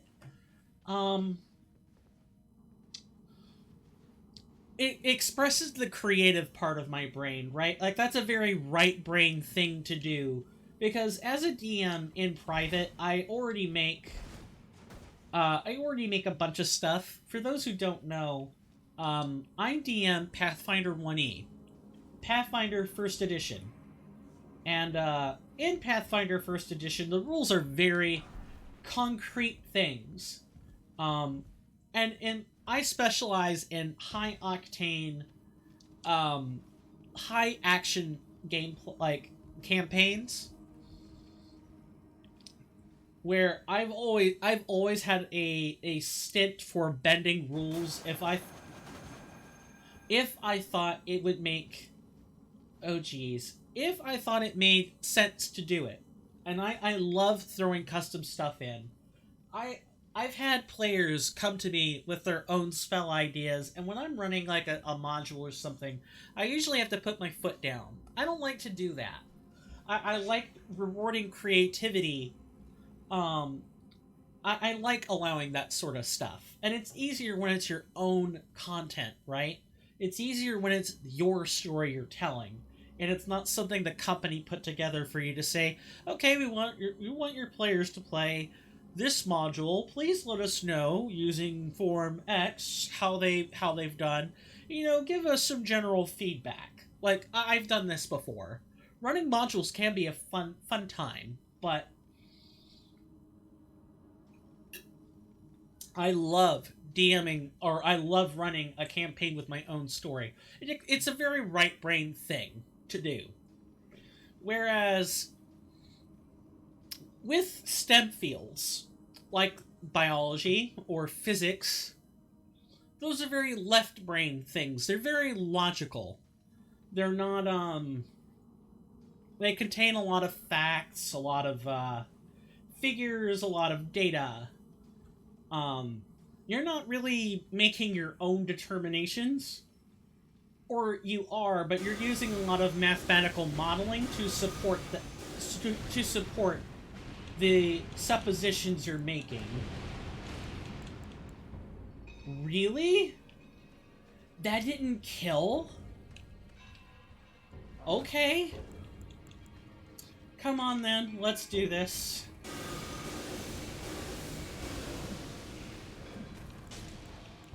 Or we can have problems.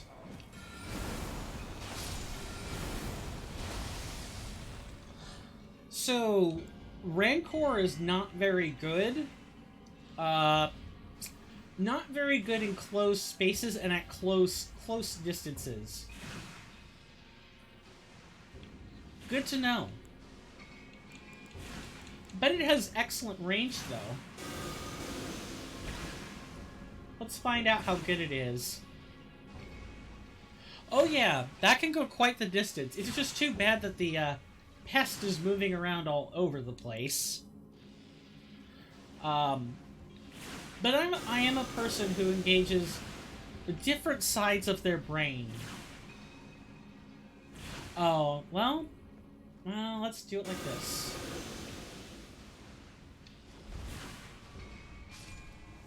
Yeah, that is quite the range. That is impressive. It's like it's better than Golden Star is for like the properties of the incantation. Getting back to what I was saying before. Um,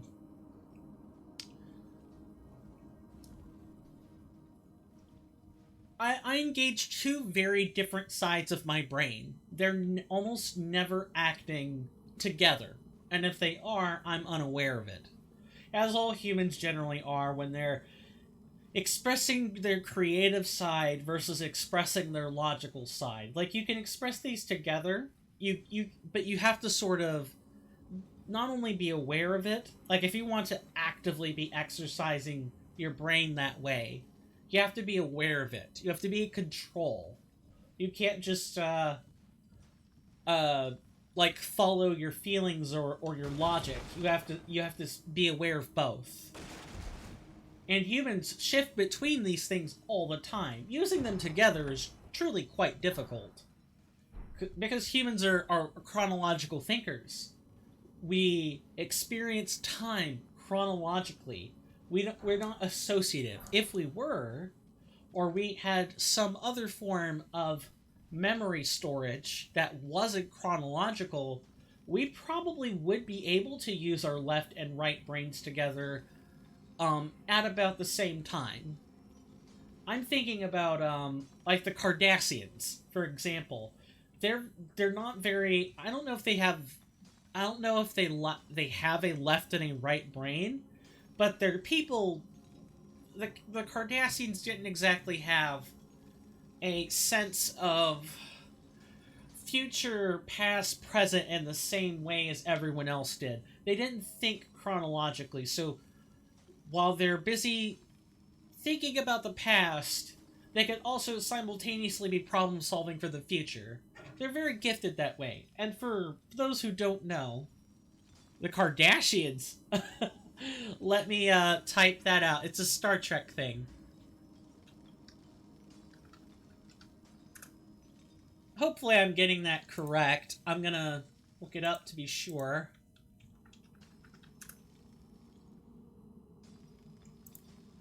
I'm gonna do you a better solid than just typing the name. I'll give you a link. Read that at your own leisure. It is in English, so you will have to run a translator through it if you want to read it in your native tongue. But I believe you can do that. Um, yeah, the Cardassians are one of my favorites. I mean, their their leaders did some very heinous things to other civilized species. They enslaved an entire race of people. Spoilers, I guess. But those are like series wide spoilers and not like single episode spoilers. Uh, that's right. You go and smash those containers. Am I like I don't know, dodging in reverse or something?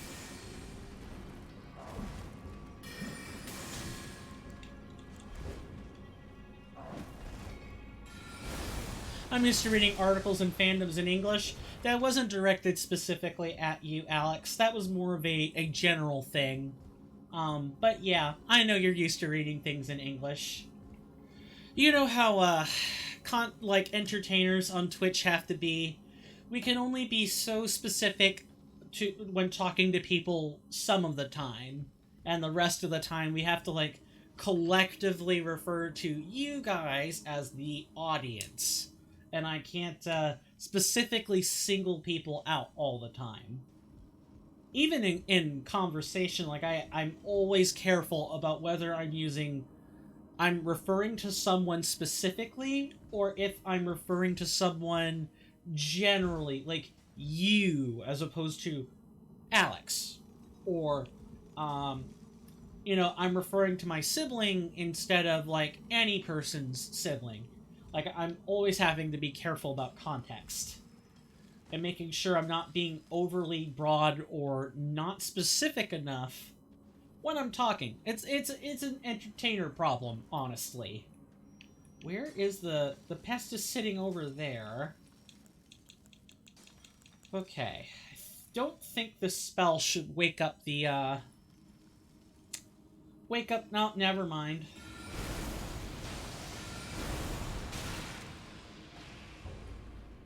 That's right, you get hit.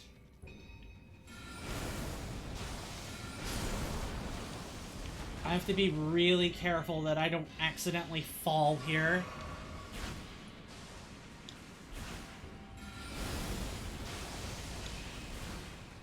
Yeah, the pests are really dangerous.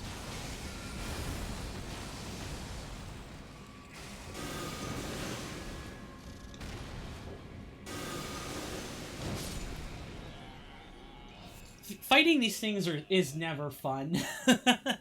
No, the pests are not as bad as, you know, the Crystallian trio, but they're not fun.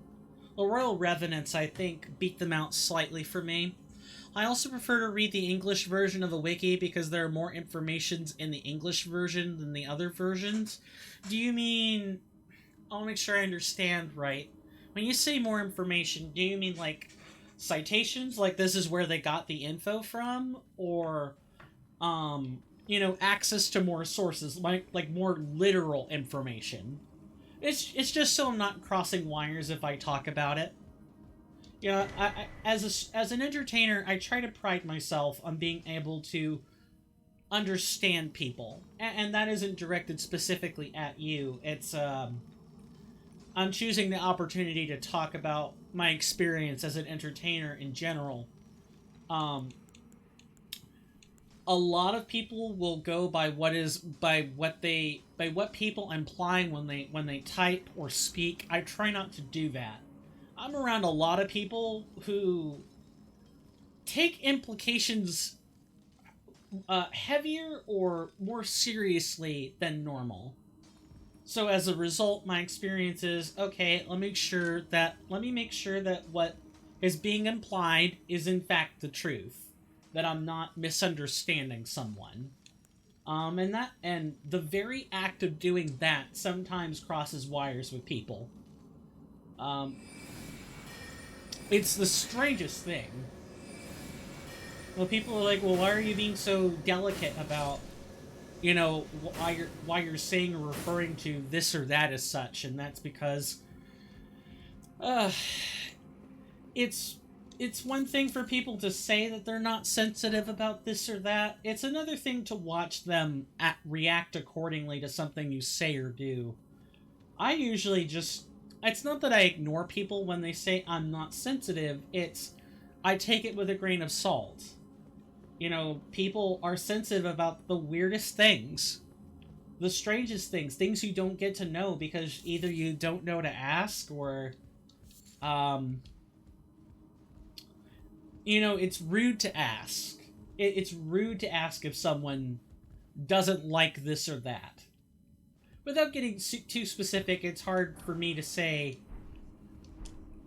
you know, anything more than generic statement X. That's pretty much how we're talking right now, is without getting specific, it's hard to really take this line of conversation seriously with any level of sincerity, because we're not talking about I don't know, abortion or, you know, specific mechanic X in game. Without getting specific, you can only say so much. But I pride myself on my ability to cut out the presumptions. And I'm a person who is prone to making presumptions a lot. But I do my best not to get caught up in that, and I like to think I do a good job of it. As people skills are about the only real skills I actually have. I'm about half joking with that. I wouldn't be a STEM major if I didn't have any ability to make inferences or make observations or think through the technical aspects of my field, but in truth, I might be half of a charlatan in said field. I'm a people person. And people pleasing people generally get jobs and go into fields that involve people. being a biodefense specialist or studying to be one is not that is not very suitable. Those are not very compatible things. But in all honesty, I'm too far invested in this field. I would have to have the school tell me, hey bud, you've already failed this how many times now? Yeah, you're not getting any better. Switch fields. We'll think of something for you. Go talk to your advisor. He or she will know exactly what to tell you so that you can continue to have a good experience here on campus. So people find it really weird when I say I have good people skills. I have decent people skills. I know how to listen to people. I know how to read the tension in a room. I know when to talk about subject X and when not to. I'm not perfect, but I like to think I do a good job. Tooting your own horn, taken under consideration and all that.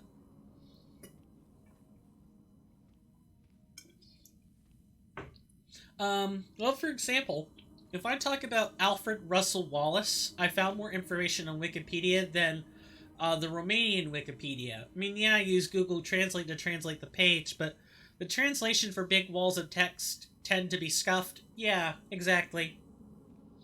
So I prefer to translate it on my own. Plus, this way you can learn new words. Exactly. Exactly. I give you commendations for that approach. I only wish it worked for me. I only wish it worked for English speakers the way it works for native English speakers, like how it works for everyone else. Where, in other countries, you learn the English. Here, it's like, well, we can have you take a language, but good luck determining if it's actually useful to you or not. Like here in the US, people would be inclined to tell you Spanish and French are the two most useful languages that any person in the US should learn, because all of our allies, all the people we are in contact with, either speak Spanish or French, or sometimes Italian, or sometimes Chinese. No South African languages, no North African languages, just Spanish, French, and sometimes Italian. Those are the three I learned.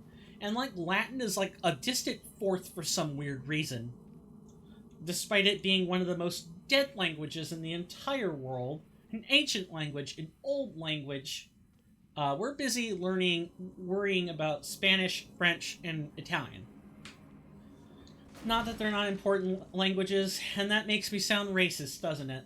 Just a little. Just a little. But typically people in other countries that have to learn English know how to translate or can translate or work on translating stuff back to their native tongue.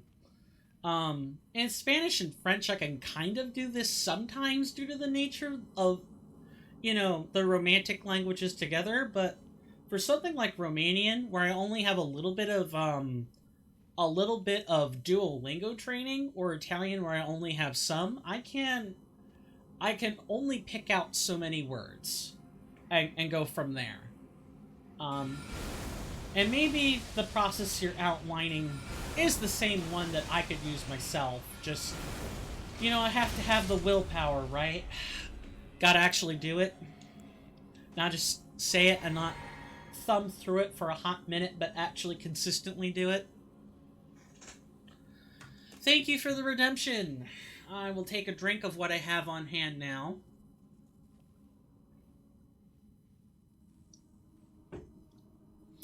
Thank you very much. Hey, joining you while you eat? That's cool. We're going to be having ribs tonight in about 40 minutes or so. So I'll have to... What I'm basically doing is, for those who don't know, I typically take an intermission about every hour while I'm on Twitch. I'm not taking one this hour, so that when I get up to go plate dinner, I can take a longer one. And for the record, and this is just for full disclosure. When I'm going to plate dinner, this will be in about 35 minutes from now. I will be playing a I will be playing a 3-minute ad. So please feel free to get up and stretch. I know nobody likes ads. I certainly don't. That's right. You do that, pest. You do that. Really? You're joking me right now with that. Sounds like good food. Seems like a good idea. Thank you. Although I'm not the one cooking it. Yeah, tonight's dinner is... I don't mind ads if it supports my fave streamer. Aw, thanks. Yeah, that's something else too, right? Is like ads. Like, I know nobody likes them, but... And for me in particular, they don't really matter one way or the other. The main reason I play them is to get the pre-roll out of the way, or like the mid-roll ads out of the way, so that... I'm sorry, not the mid-roll, it is pre-roll ads. It's so that the streaming experience can attract some new people. Because I like it when numbers increase. I like them when they get big. And I like it when my view count or my chat count gets big. And that means I have to pay attention to the ad algorithm. And people like it or tolerate when there are ad breaks. But I wish I didn't have to do this.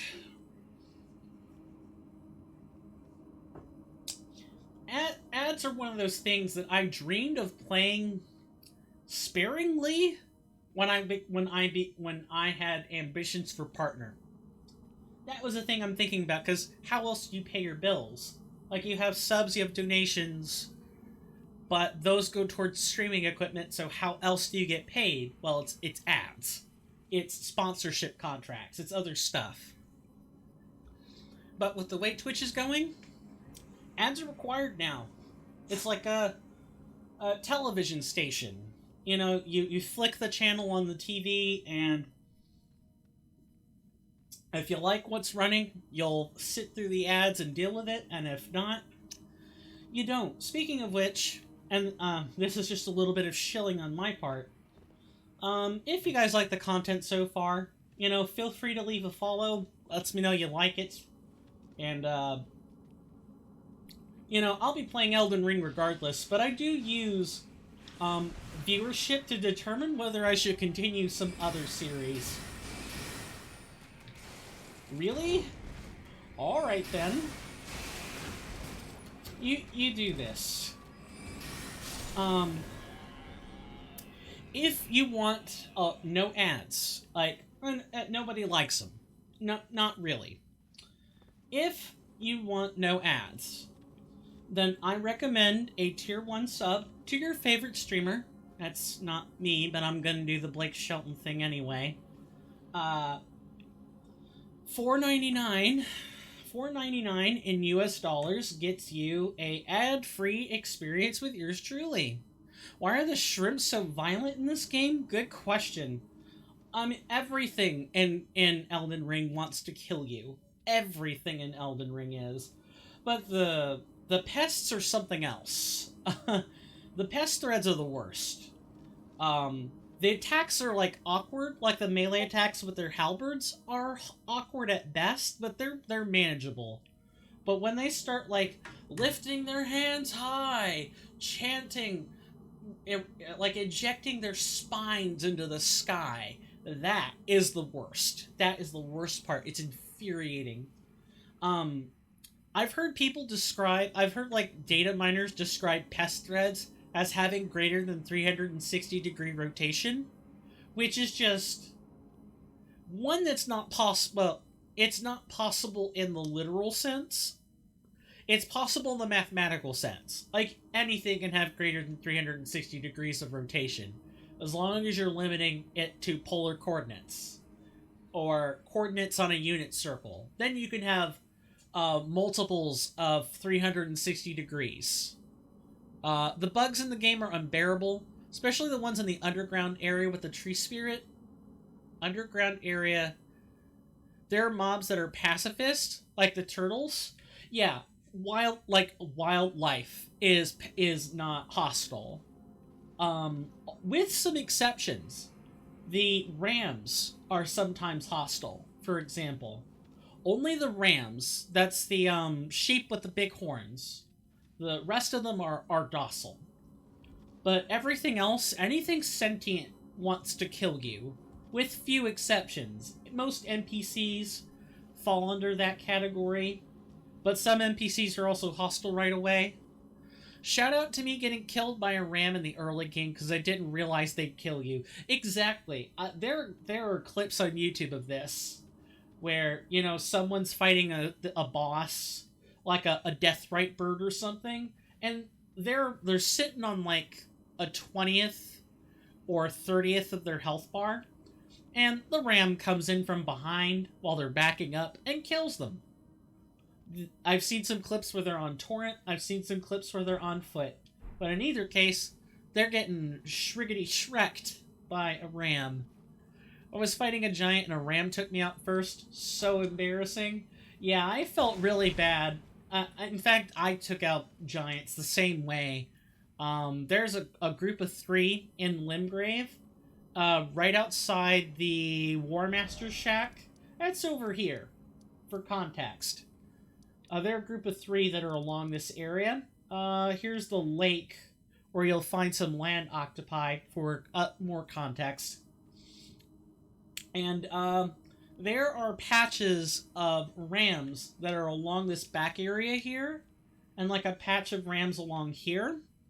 And you can get killed. This is also where a death bird will show up at night. And during the death bird fight here, you can get killed by rams. It's not fun. Not fun in the slightest. To finish the shilling, I gotta get through this so that I can have a cohesive discussion. Outside of the $4.99 for a tier 1 sub, and it does have to be a tier 1 sub, you can't use Twitch Prime to circumvent ads anymore. Hasn't been like that for like a year now, or a couple of years. It's gotta be tier 1. I might do a gift sub, or where I gift a tier 1 later tonight. I'm considering how I want to handle this right now. And the lucky winner gets access to the Discord server and no ads for a month. If you have a bunch of streamers you want to watch, not just me or, you know, whoever your favorite is, not offended, promise, I recommend Twitch Turbo. I know, no one likes giving Daddy Bezos any money, but $10 is $10, and for $10, you can have no ads on all the streams. I believe we dropped frames somewhere in the middle of that sentence, so please, if someone would do me the favor of letting me know what I have to repeat, that would be great. But I've gotten all the shilling out of the way I'm going to get done for the moment. No reason to keep doing that, and no one likes excessive shilling. Just, I always try to make recommendations for what people can do to make their Twitch viewing experience better. No drop frames? Good. I saw it in the corner of my eye. I saw my OBS display where it tells me the kilobyte rating per second. I saw it flash yellow for just a moment. So I was like, oh no. Did the frames go down somewhere? That's always a concern of mine, is are there drop frames? But I'm usually pretty good about detecting where those are, because must not have been enough to cause issues on the viewer side. That's good. I like it when it doesn't cause issues on the viewer side. It means I can keep talking. Yeah, every single stream, 2,000 or 2,500 drop frames. I just don't understand it. I use a stream key and everything. I'll figure out where the drop frames are eventually. It might take me a year, but I will figure it out. Because that's infuriating. Alright, here's 2 of them. I love Ancient Death Rancor. And the Frostbite is just the cherry on top. And for our effort, we get the Faithful Canvas Talisman. This lovely thing raises the potency of incantations. We got the Graven School Talisman much earlier. So now we have the incantation dialogue, which means... incantation equivalent. Sorry, how's Rancor? So the new generator, right, Ivy? It's okay. It's, from what I can tell, it's meant to be used at, like, medium range. The tracking on it's good at medium range. At close ranges, it'll just spin around, like, whoever you're lobbing it at, and it won't actually hit them, which is fine. I figured that was an inherent weakness of Rancor, and you're meant to observe spacing with it. Other than that, the casting animation, great. Absolutely fantastic. This thing casts faster than it has any right to, and while the damage output isn't particularly great, but it trades the damage output for the range. The range on this is just fantastic. I'm fine with Rancor as it is. When I make the short form content for ERR, where it'll be edited videos on YouTube, I'll be demoing all the spells, including Rancor. So thank you for asking me that, because this allows me to, like, sort of formulate my thoughts on Rancor. And I know that spell is hot off the presses. It's kind of hard for me to say whether or not the damage is actually, like, something more than just, it's alright, or it's like something specific. It's hard for me to say something specific because my stats aren't locked and my equipment isn't locked either. Like, I still have room for upgrades and stuff. But it performs well. Just the range thing. Like, if you're too close, it's just gonna arc around the, Where can one see the short form content?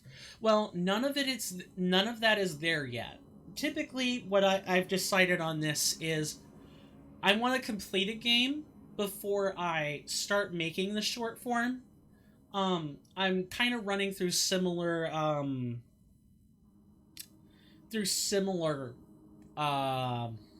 blanking on the word here. I'm running through a similar process for Blasphemous, for the short form, because once we complete New Game Plus, on Blasphemous, that's when I'll start making it. You'll find that at Swirling Vortex 09. Let me get you a link. You can find those links in the About Me section on my Twitch page, but I want to do better than that.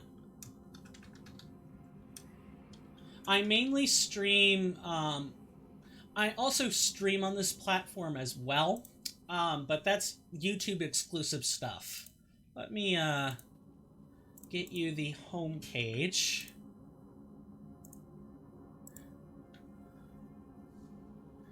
Yep, here you go. Here's the actual link. My link tree also has the YouTube page on it. Like, I have it set up so that the link, either the link tree or the socials are all listed. Anyways, I kind of have to go to sleep now. Had a good time as always. See you, Coin Chat. Thank you for stopping by, Alex. I really appreciate it. Hopefully you get some good sleep tonight. And I'm glad you had fun at your party, for what it's worth. Yeah, sweet dreams, and I will see you around. Yeah, I currently don't have much content on there yet. I did have some short form on there beforehand, but what I've come to discover about my editing skills for videos is that they suck. They suck, and I don't always feel up to editing videos, so I realized that I shouldn't be promising short form content that... I shouldn't be promising any form of regular short form content, like periodic, and I mean very regularly periodic, short form content for things I'm not interested in, or things I only have a passing interest in. And I'd have a lot better of a time at it if I made short form for things I'm interested in, or, I've beaten a game and I would like to get some extra mileage out of the content I've done live. And so that's what I've decided to do in regard to short form. I'm very tempted to make some ERR overview videos, so I should work on my editing skills too. Yeah, I need to check out Skillshare. I need to do it. It's just going to be tough with the current college term I have. I got to focus on my classes and physics, the physics lab, and the cell biology course I'm taking. I already have multiple chapters I have to read. I have multiple chapters I have to take notes for before the first day of class. I got the notice for those about 3 or 5 days before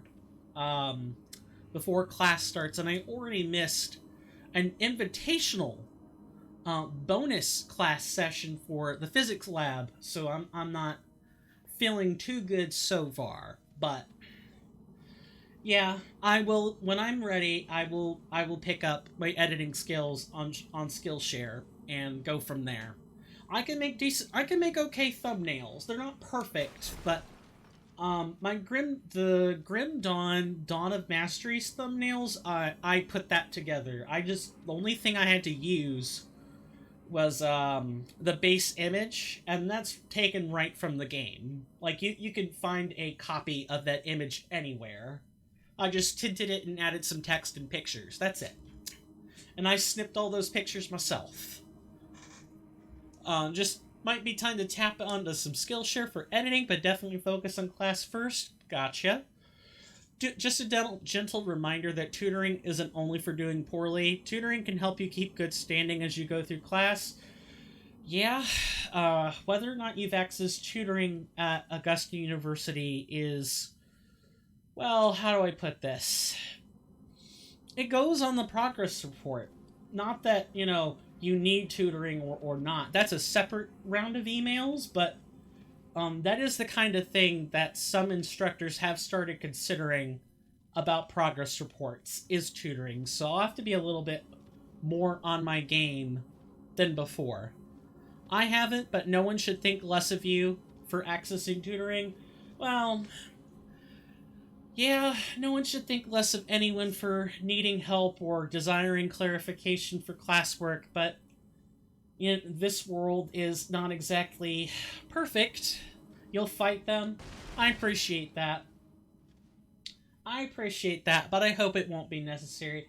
Now, I don't Oh, I know what's back here. And I don't like it either. But at least it isn't the Rotten Crystallian trio.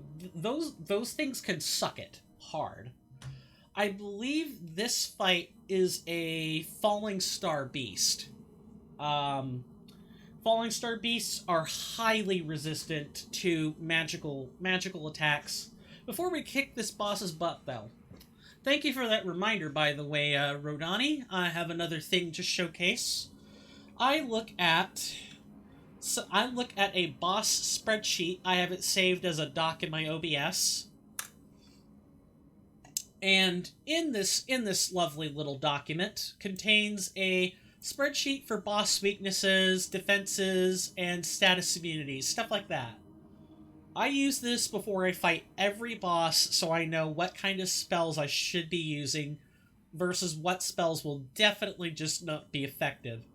So if this is the boss I think it is, a Falling Star Beast, it'll have the following defenses. And creature types, that's another thing that is stored in the sheet. Falling Star Beasts are defined as void stone enemies, so cold spells will deal more damage. If you have something that will deal increased damage to stone enemies, and they're considered the void type. I know some weapons that deal increased damage to void enemies. I forget which class's spells do it, though. They have 35 points of defense and 130 poise. Good luck on the poise breaks. You have to have some serious skills to do that. A lot of charged or jumping attacks.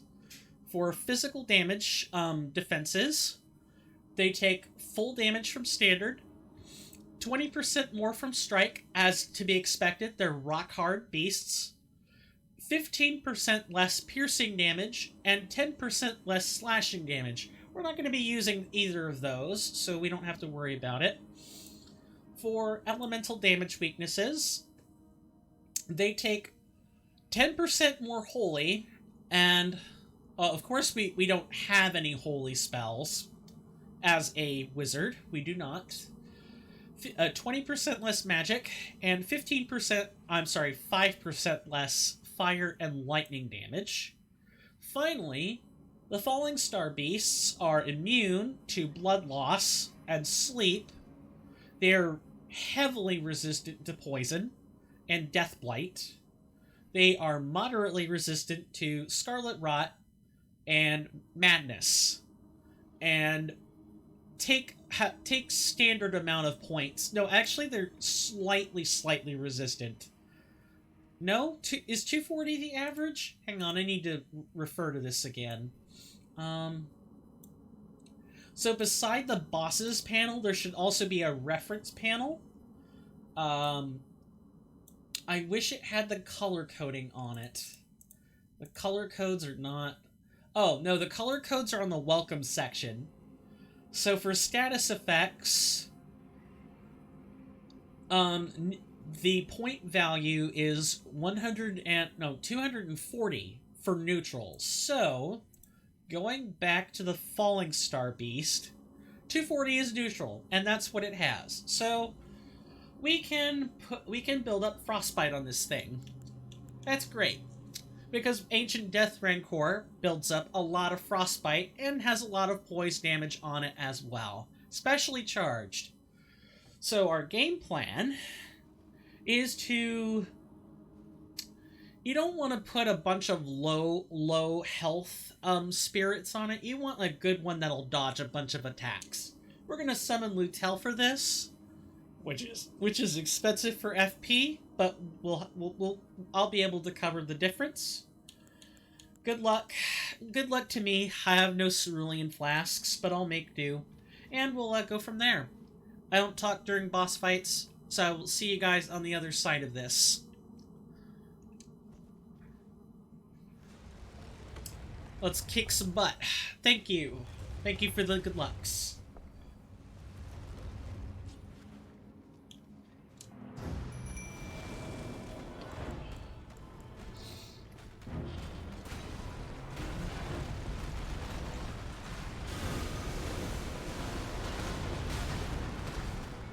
Really now?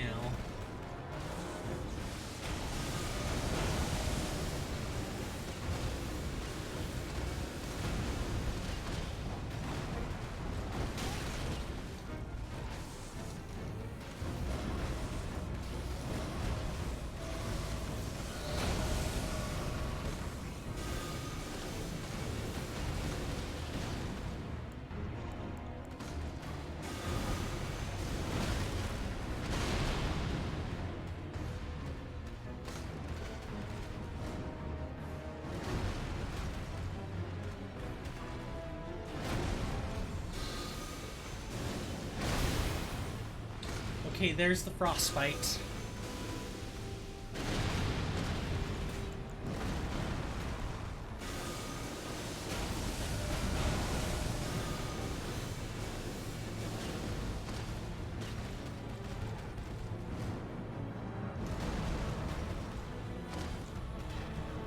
Get off me!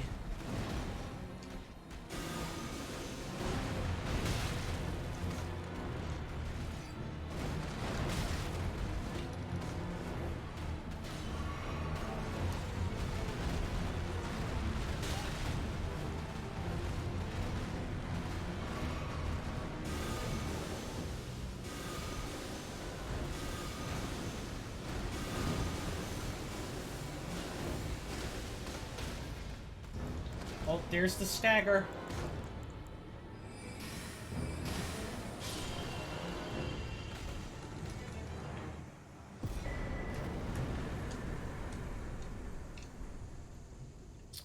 Yeah, I'm gonna be honest with you. The reward was the talisman in here, and not whatever this thing dropped. Clap, clap. Thank you. Thank you. GG's all around. It's not too bad. I'm actually surprised Rancor was able to cause a stagger like that. But, we also used Ancient Death Rancor, which causes a lot more poise damage. So I could believe it. Rancor casts fast enough that the building up, maintaining good poise damage isn't hard on large targets. I would not recommend Rancor on bosses like Melania or other humanoids who tend to dodge the spell. Even though Rancor has excellent tracking on it, and quite a good range for the tracking, those bosses are just gonna move around a lot. I noticed the cast is quick. Is that why you strategically take hits in order to finish the cast? No, no. I'm being bad when I'm taking hits. Is what it is. There's no other reason. I'm not like, if I had Meteorite prepared, where you can hold it down, you can hold the spell to continue channeling it. Then I'd be like, okay, I'm gonna poise through it so that I finish channeling the spell. No, I'm just being bad when that happens. When I'm not channeling spells. Channels are about the only time I consider making conscious trades. If I'm trading for any other reason, that's just me sucking. And I do want to do challenge runs for Elden Ring Reforged. I want to do it hitless. I want to get a run for it. I'm convinced now. It's something I want to do. But I have to go through the proper channels first, and before that, I want to beat the game. I haven't beaten Elden Ring once. Again, for those who don't know, I've played 55% of the game, roughly 55%. I've gone through some of Mount Gelmir, but that's really about it. I haven't even beaten Morgott for like the second time. However, I didn't need to wait to beat the game to try the mod. The mod is that good. I could not go back to a vanilla playthrough of Elden Ring. The ducking and deflection is just it's just icing on the cake. It's too good. I'm spoiled. Oh lord, challenge runs? Good luck fighting Melania, no hit. And I have to figure out what deflection means for the purposes of what a no-hit challenge run would be. Because for those who I'm kind of highlighting the feature again, it's that good. If you'll notice, I'm spamming the block button right now, and there should be a new icon showing up. I believe the blue icon is normal deflection, and the yellow icon is perfect deflection. That should be how it looks. Why else would there be 2 arrows instead of just 1 on the icon? Perfect deflections, you don't take damage. You don't have status applied to you. You're still being struck by collision, but you gain like buffs for successfully perfectly deflecting something. Yeah, it's very precise. But that's fine. It's supposed to be precise. Perfect deflect means the hit doesn't count for challenge runs. Well, first we have to clear the initial hurdle of mods for challenge runs already. And that means I need to be back in the good graces of Gino Machino and some other people who stream hitless runs. I have to figure out what the protocols for all that are. Because before Team Hitless was a thing, people just kind of made up the rules as they went, or, they followed the original spirit of the founder of the no-hit challenge, where no-hit runs were strength runs. Like, you made a strength build, and you dodged every single blow. These days, thanks to Couch Jockey and some other streamers, no-hit runs have taken on a lot more broader. It's a lot broader than it was before. It's just, can you beat the game without taking a single hit? Doesn't matter how. You know, no summons. That's about the only thing that's stuck around. But in terms of, like, your exact build, use whatever you want. And the more gimmicky it is, you know, the tougher that run's gonna be. But I want to beat the game first. I'm kind of putting the cart before the horse there. Aw man, no summons? Then I'm out. I could never. I think if I ironed out a few kinks with some of the fights, I could do it. I think I could do it. But the twin pumpkin heads would be rough. I normally use a bow to take those out. Where am I headed in game after this? Good question. I'm glad you asked. So, we're currently in the process of exploring Caelid, and we've pretty much explored everything there is to do prior to Dragon Barrow. That's this shelf up here, where Dragon Barrow West is, an isolated shack. All of this is Dragon Barrow. What we're going to do now is explore Dragon Barrow and take on the insidious Goldskin Godskin Apostle. That's what's going to happen. And we get to take out Grail, finally. And I need to show cheese on this. I'm guessing you haven't gotten your tasty runes from the big dragon yet?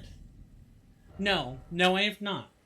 And she has been properly de-cheesed, too.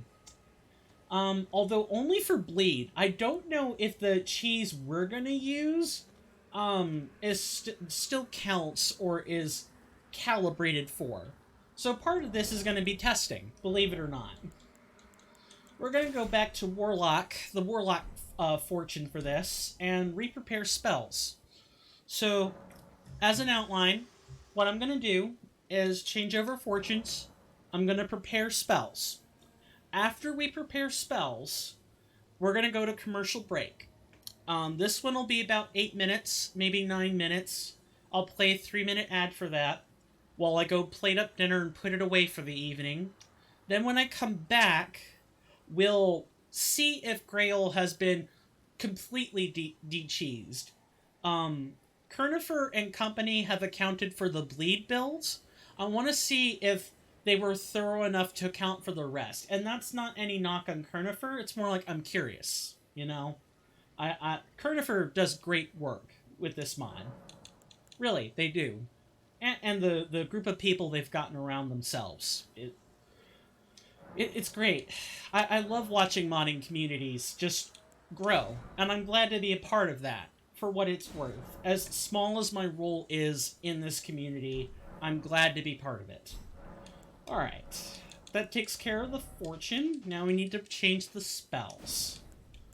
For the purposes of this cheese test, we need to prepare Golden Star. Where is Bestial Sling? We found it. Frenzied Burst, Poison Mist, Rotten Breath, and Dragon Ice. Seems like Melina wants to speak with you? Yes, let me tell you about this. So, actually, Melina doesn't exactly want to speak with us. It's an option that you can toggle on in the game. Kernifer has made it so that Melina just appears with you at all rest sites now. And you can tick an option on in this menu to have her not do that. Because in vanilla, she doesn't do this. She only shows up at specific rest sites. And she kind of just enters and leaves on her own. Some people were like, well, I want Melina with me all the time. So what did Kernifer do? Add an option for it. So let's, whoops, that is not what I want to do. That seems nice, though. Someone to be at graces with you seems kind. Yeah, so, like, I like it when Melina is here. And Melina before it being implemented as an option, it was kind of slow. She always had her dialogue on. Like, I'll open up the level up menu now, because normally she's like, um, Share them with me. yeah, you have an animation where you lean over to hold her hand, right? Well, now you don't have to do that. Now it's sped up. She just goes right to the animation is just completed, and she makes the statement, and you're already ready to level up. Now, of course, I don't have any points, so I can't level up, obviously, but yeah, those animations they're in and they're out within like a minute. Not even that. Uh, Great work. That's one of the big quality of life mission statements. That's a good way to make it more seamless. Exactly. Um, is all pretty much all the animations have been sped up normally. This animation just resting at the grace site takes like a hot second or two, and within like a second now in Elden Ring Reforged, you're already resting, you're already menuing, you're already good to go. It's great. Um, well, with the way that the camera's framed, we're good to take the commercial break. Again, as a reminder, it's going to be around 8 to 9 minutes. I'm going to play a 3-minute ad. Feel free to get yourselves drinks, food, go cuddle with someone, whatever fits your fancy, really. And I will see you at the end of this commercial break.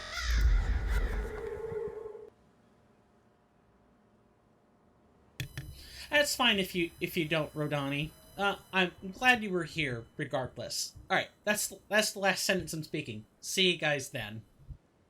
See you guys after the break.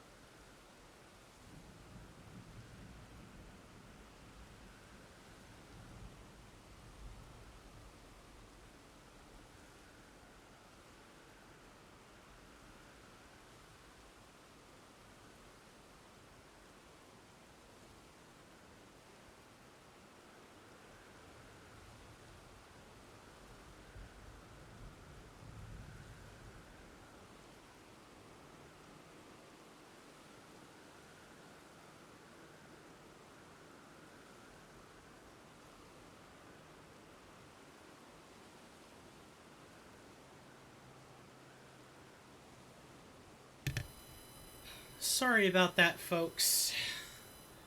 I hope I wasn't gone too long, too much more beyond 9 minutes, but I ended up getting caught midway in a conversation, so I had to hammer out some details about tomorrow and answer some questions about what happened at a tabletop session before, that kind of stuff. Oh, no, no, no, no. I did not have dinner. I have not had dinner yet. I do not have dinner on camera. I'm actually glad you made that statement, Rodani, because that lets me clarify. I do not eat on stream. If I have, like, yep, I put a plate away for later tonight, which in about 55 minutes from now, I get to have it. Ribs, mac and cheese, and, I believe it's spinach in the pot. Yeah, it's good stuff. It's good stuff. I just wish that I knew how to make like a beef Wellington, because I would be all over that. But I look forward to the ribs. Dad usually makes good ribs. If there's something my dad knows how to do real well, it's cook. Cooking skills are important, folks. Especially if you don't want to, be stuck eating frozen food all the time. Oh boy, that sounds really good. I had leftover chicken quesadilla from a place Brian and I went to yesterday. Yeah, you showed me the quesadillas, and I had a bite of it. It was good. I'm glad you were able to enjoy your quesadilla a bit more. I believe there were more than one in the container, like plural quesadillas. It looked like there were two in there. It's good stuff. In case it's hard to go wrong with a well-made quesadilla, even something as simple as a ham and cheese quesadilla. Chef's kiss, so good. I can practically make those myself. Actually, I know how to do it. Although I would have to, repeat a recipe if I wanted to get really good at it. Me too. Alright, gonna hop off to play a new game I got. Good luck with your potential cheesing. Thanks. Thank you. Thank you for stopping by. Really appreciate it. Enjoy your game. Enjoy your, and I hope you get good sleep tonight. And with that, see you around. Mom says, hi and love ya. Please give her my regards as well. Hi, and I love you. Both of those things. And with that, take care. I know that you're always welcome at our hallowed mead halls anytime. Alright, let's get to cheesing. So, in Dragon Barrow, the reason it is called Dragon Barrow is because there are, dragons in it. Which should come as a surprise to absolutely no one. I believe I'm going the wrong way, however, I want to make sure I have not missed something in the interim. There are hidden cliff caves in here. Okay, this looks like it just trails off to, the tunnel that leads out into the Deep Siofra well. We can ignore this now. But yeah, the reason it's called Dragon Barrow is it's the site for a ancient dragon, and I believe there were once dragons here before the shattering occurred. Like, these were a common nesting ground for them. So we're gonna find tons and tons of dragons here. Like, a lot of them. Need to make sure I am actually... Oh, the gold flecks are here. When we see gold flecks, ladies and gentlemen, you'll notice that there's a talon mark with an arrow on it pointing up in one of the icons. This means that the rune acquisition rate has been increased. I'm going the wrong way. I need to just stay straight, and I'll get to where we need to go. Yeah, as long as these gold flecks are out, start killing like crazy.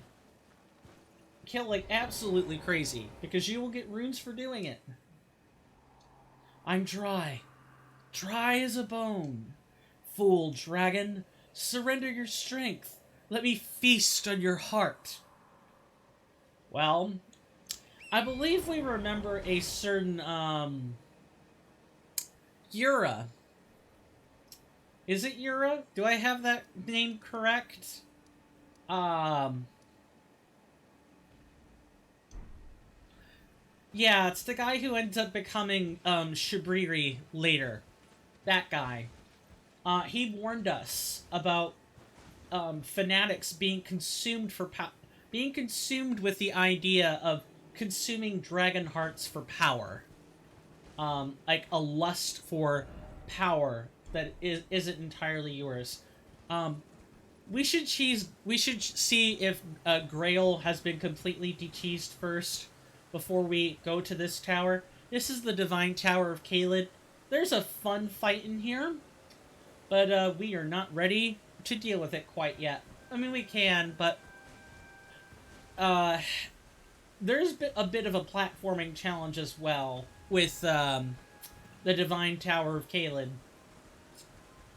And I typically like to go there right before we fight Radon, as he is one of the shard bearers. Alright, so let's fight this dragon.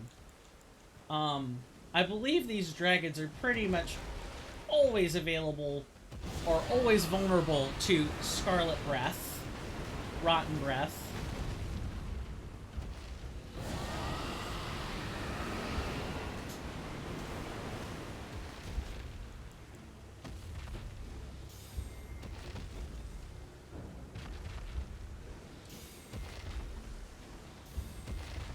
That's right, come closer.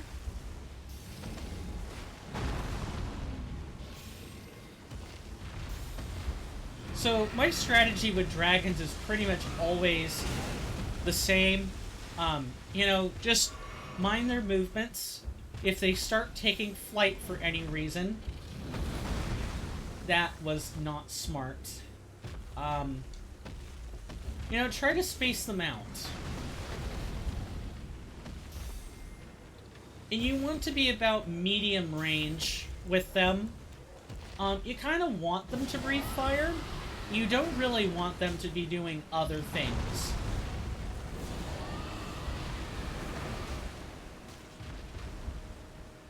Come on. Show us what you got.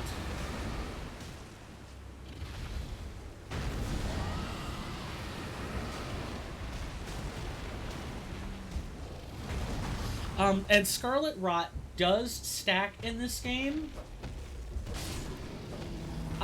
It stacks on itself and lasts for a short duration. And once it deals its damage, it's pretty much done. And it lowers defenses while it's active. So if you want to be stacking other, I did not prepare a healing spell. That's unfortunate. That's okay. We'll manage. That's right. Come this way.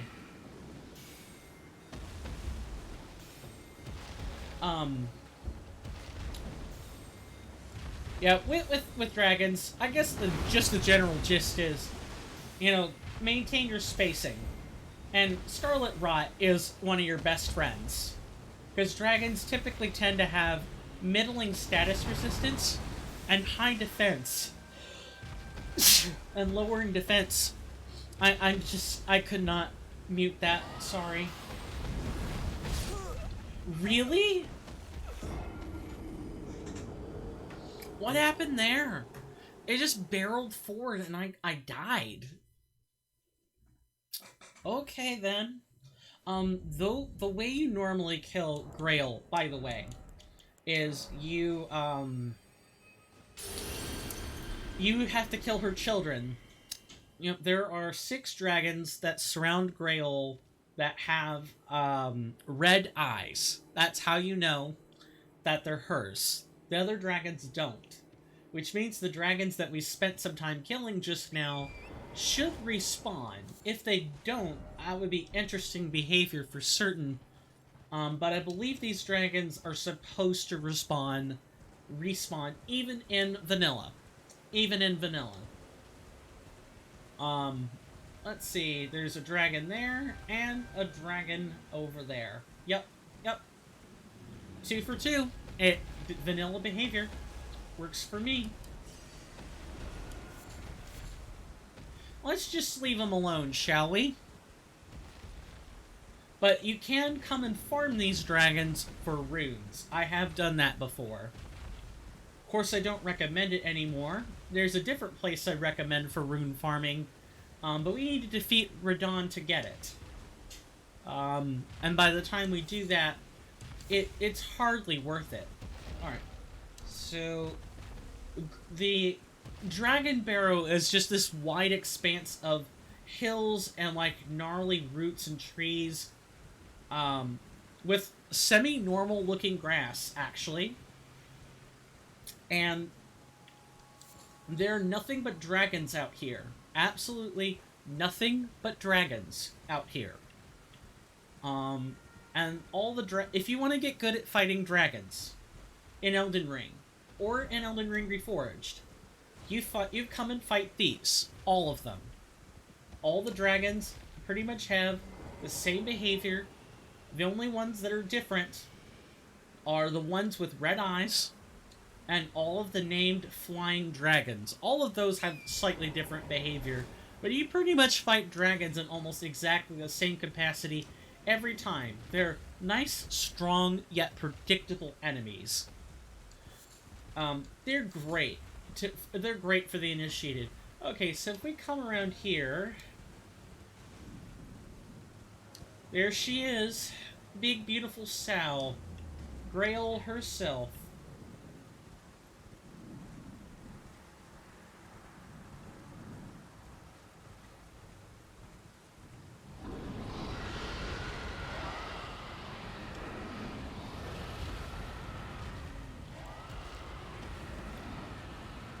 So, Grail, if I could find her.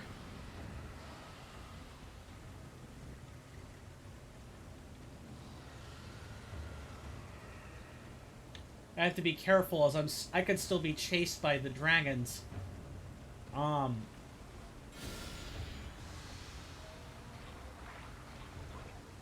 she's taking tick damage like she normally would.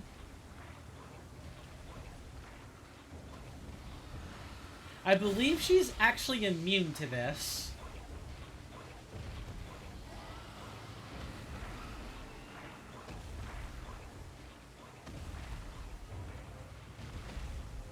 I see him.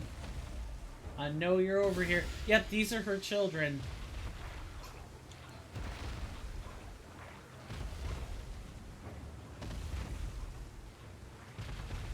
And these dragons are meant to be more aggressive as well, from what I understand. Let's just try to, like, keep moving. And I believe her children fly.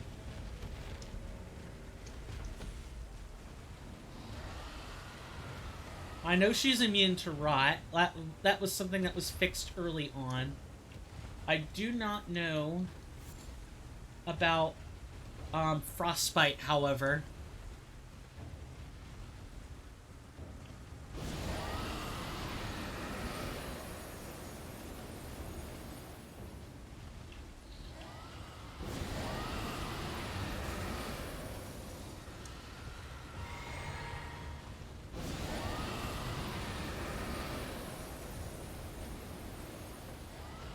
Huh, I actually think she's been properly de-cheesed.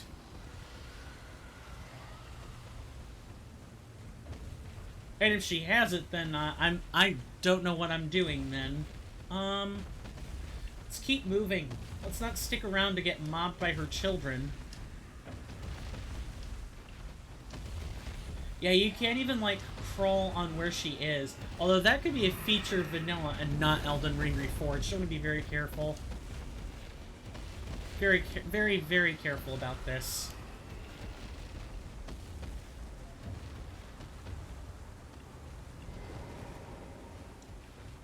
Let's touch some grass. Alright. We now have a second where things are calm. Let's try to find, our lovely dragon herself. Alright, so... it's Grail, not Grail.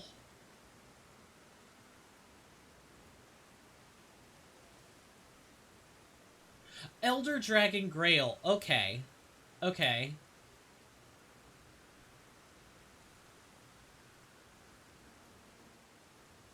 Nope, I'm reading it wrong. Here is Elder Dragon Grail. Oh, and I'm hemorrhaging frames because the internet is running. Of course I'd be doing that.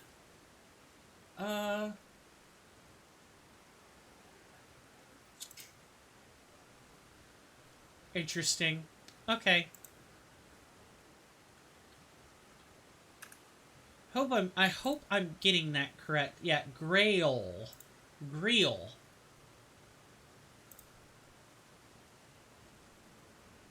So I know this was in...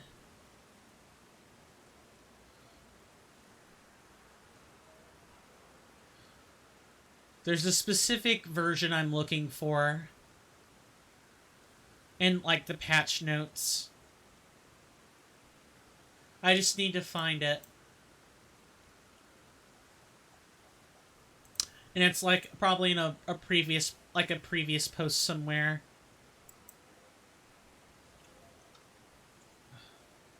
In updates contains Grail.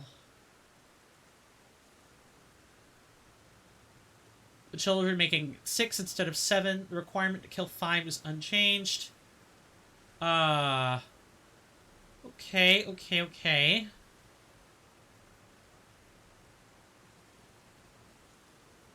Roaring Dragon Maw. Okay. I think we have to kill her the intended way. That's fine. That's perfectly fine.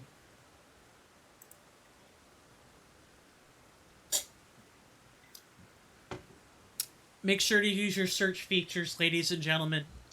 If Discord gives you an option to search the forum for posts containing words, use them. It's what they're there for. Now, let's first fix our initial folly of not having any healing spells. We need those. Let's also, I don't know, maybe... try to have some different spells, handy? Like, maybe, I don't know, Dragonfire? Javelin of Gold never hurts. And then finally, Blessing's Boon. We want this one. Fort Faroth we will get to later. But this is where the other half of the medallion to get into Altus Plateau is. It sits here at Fort Faroth. We will get it. We do not need it to get into Altus Plateau. We've already gone through the, ravine. Where is this? It is right here at the Ruin-strewn Precipice. We've already made it through, to the Erd Tree Gazing Hill. So we've been here. But officially, you're supposed to go to the Grand Lift of Dectus and use the Dectus Medallion to ride the elevator lift up. That is what you're supposed to do. We're not going to do that.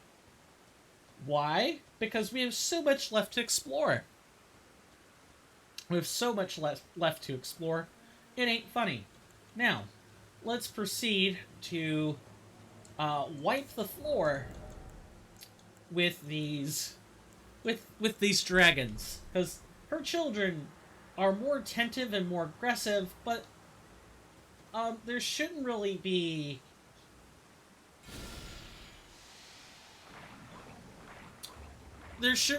too much more effort involved to deal with them. Well, Miss Grail herself is pretty much resistant to everything. And if she's immune to poison, then the spreadsheet certainly ain't saying.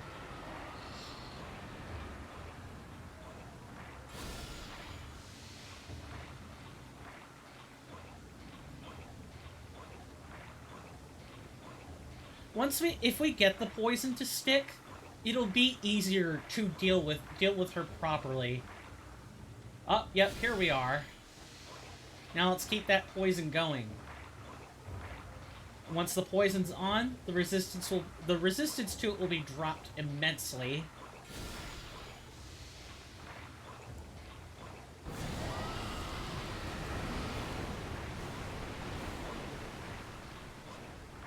Oh, that HP pool is pretty impressive.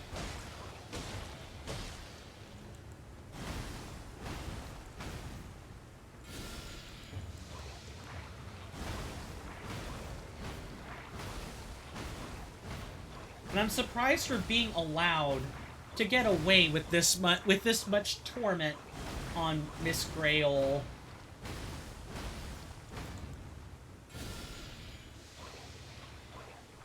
So I guess the answer is the bleed cheese has been fully de-cheesed.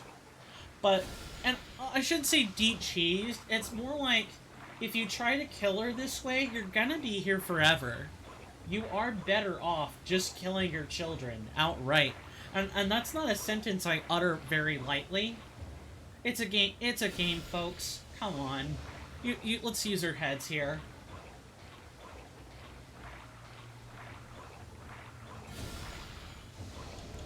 Let's change this so that we're actually draining the appropriate status.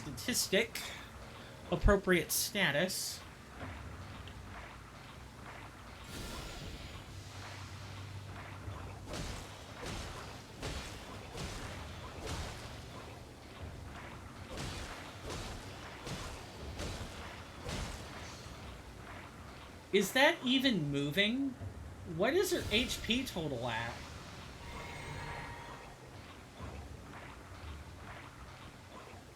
I can hardly tell if that is what we're supposed to do.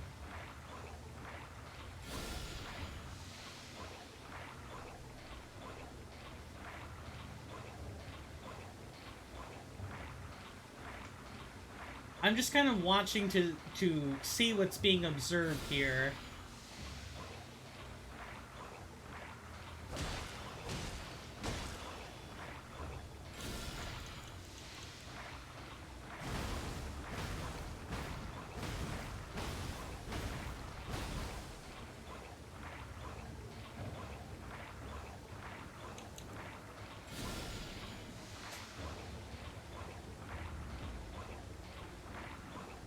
It's like barely moving.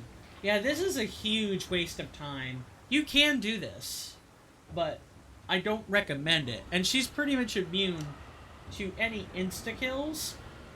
You're far better off putting an end to her children. Again, another sentence I didn't think I'd be saying, on stream today, but whatever. Could be worse, I guess. Which status strain do we want active? For the dragons? For her children, I would think madness could be... Nope, they're probably immune. I don't know if they share their mother's immunity. I really don't. We're gonna try. That's all we can do, right? Is try. And try our best. Do our best. Do or do not. There is no try.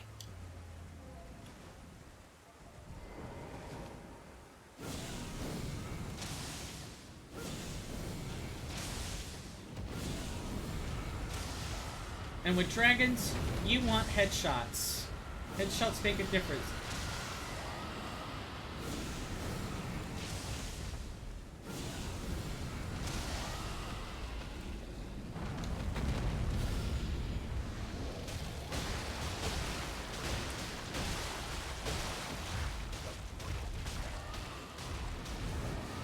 Okay, yeah, these do fly.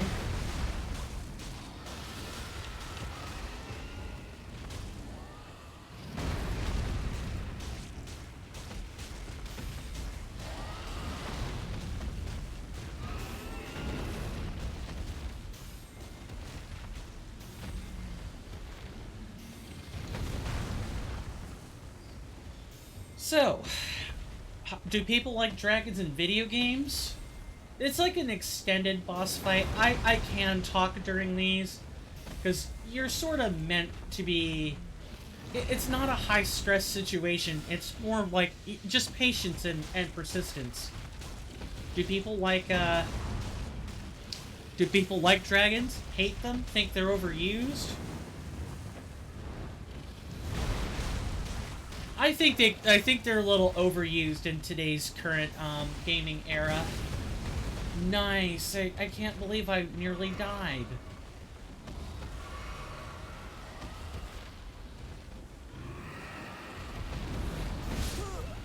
What? Instant death.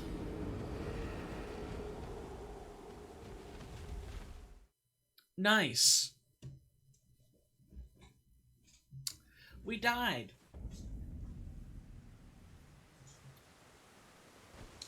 I can't say I'm surprised, honestly. Are the stats for her children approximately identical? To which I would say, magic, it seems reasonable. Frostbite seems reasonable. Yeah, I guess let's put, instead of this, let's put on the potency boost, for incantations. We never... No, we did. We kind of read over it. A talisman bearing an icon that depicts a group of masked figures raises potency of incantations. The figure represents a flock at prayer, their firm belief in the intangible, inspiring even the solitary founder of their religion. What is faith? What is faith if not affirmation? So true. So deep. And potency on these will help out in some of our other endeavors. I believe it's like a 10 or 15% potency boost. It may not be that much in Elden Ring Reforged. It may be like 8 point something percent. But I'll take a potency boost where I can get it. Have to remember to block with our weapon. It may not amount to much, but it will be better than nothing. Alright, dragon.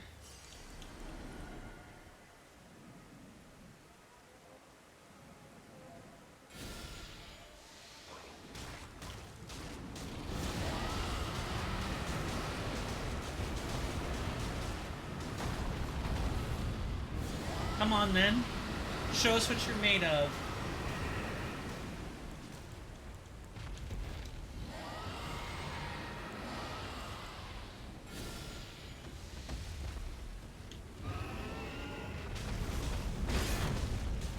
That was close. Let's get a healing spell applied quickly. I also have to mind where the other dragons are currently. Yeah, because her children are made perfectly aware of where we are.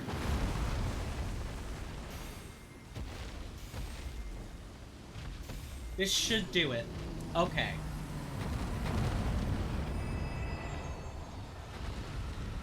And killing her children, again, context. Please don't get me banned on Twitch, because I'm talking about children, talking about dragon children that are really quite hostile to us and want us dead.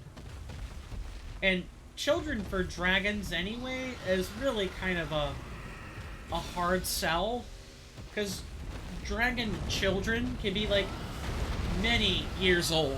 Like, many, many, many years old.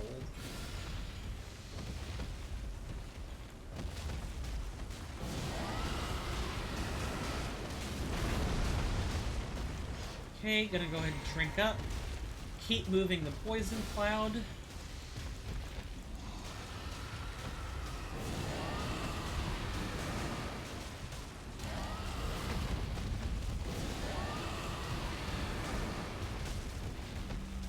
If I could get that poison, if I could get that scarlet rot going, that'll be really good.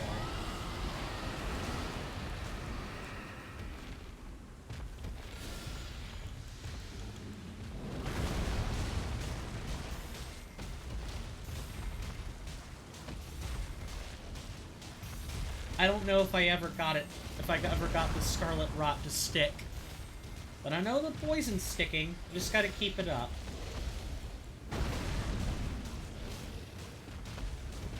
I'm not letting you, like, rush me again. And I don't want to get caught under your wings either. Nice, nice. Love it. Love that for me.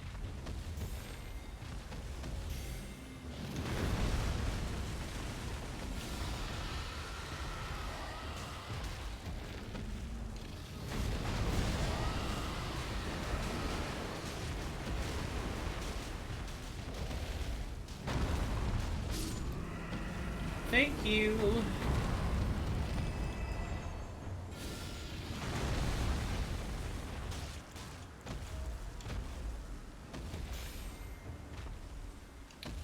Oh, and yeah, if you leash them and they get too far away, like they do have a finite distance, they will just, you know, teleport back to where they were, and they'll leave you alone. But where is this dragon coming from? Ah, here you are. Don't mind me. I'm just casually a bull in a china shop, mowing down trees to get to the tarnished and kill them.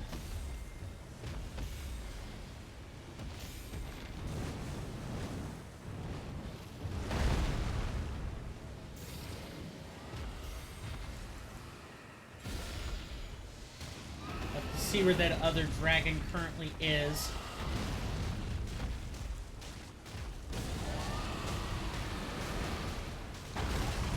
Oh, that was bad. Let's go ahead and use this while we've got the chance.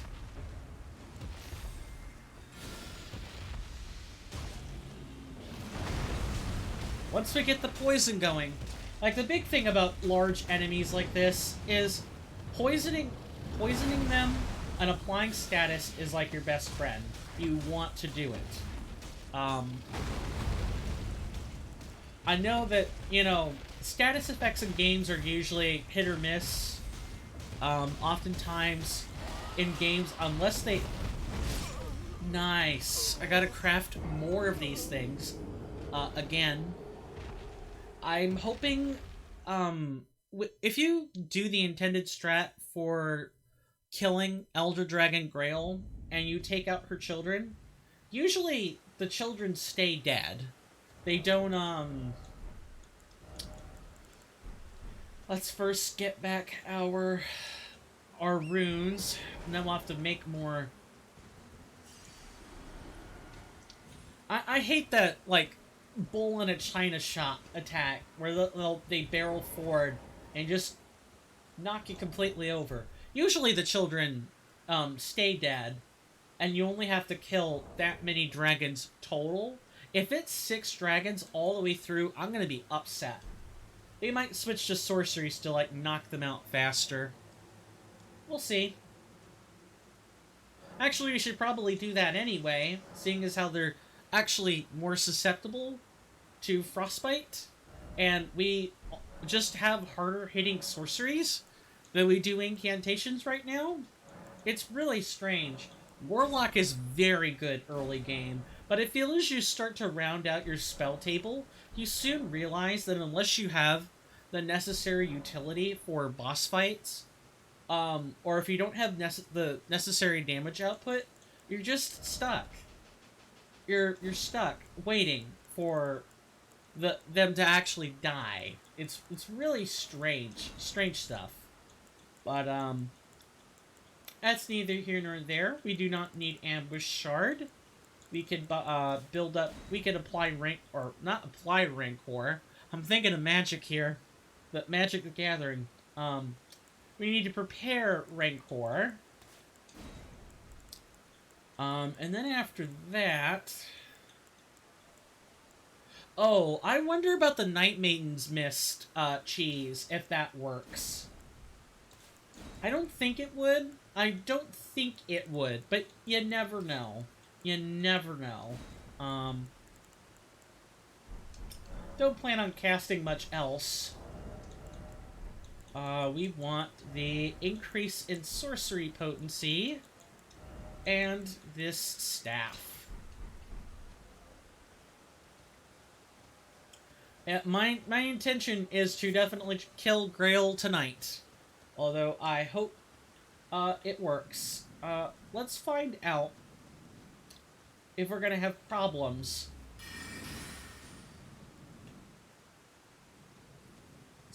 I want to try to get her health, or I can see it. Nope. That's a full health bar, ladies and gentlemen. We gotta kill all 6. That's awful. Oh, well, I say it's full, but I didn't bother actually using the cheese.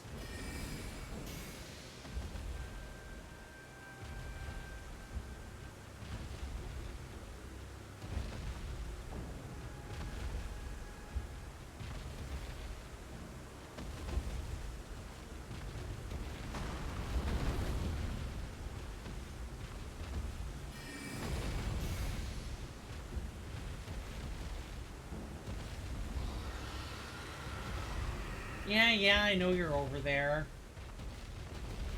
You can see me killing your mom. Hi. No, not my mom, but, the mom.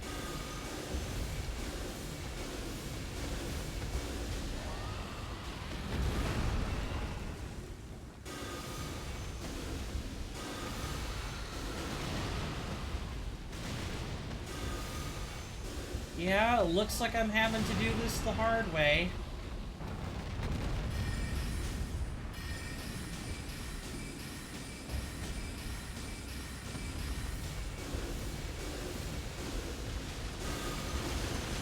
Takes up more stamina too, interestingly enough.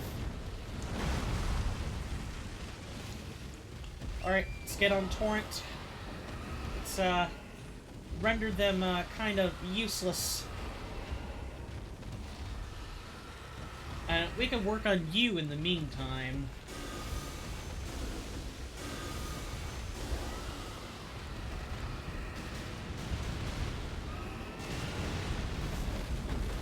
I'm not letting you mow me over today, dragon. Not happening.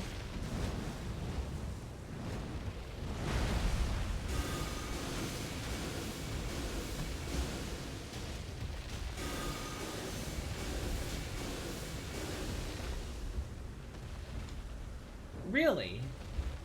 Okay, I guess they leashed back. At least that one did. Do I have to... Does it start over? Things that we're finding out in the name of science, I guess.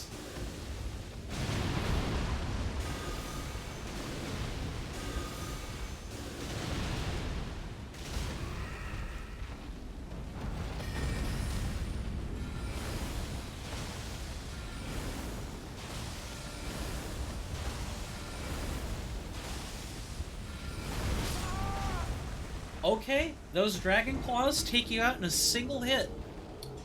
I'm gonna get shamed by Grail tonight. You know what I said about killing her tonight? Nah, she killing me tonight. We're getting shamed tonight. Yeah, that's tough.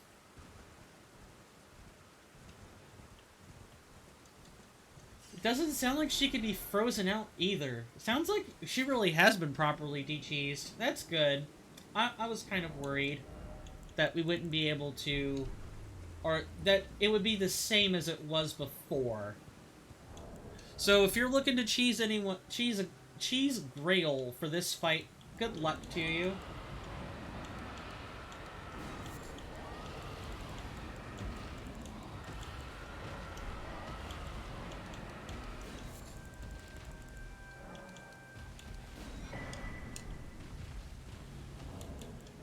Okay, we've got 2 rune arcs. This works for me. Yeah, you see me here.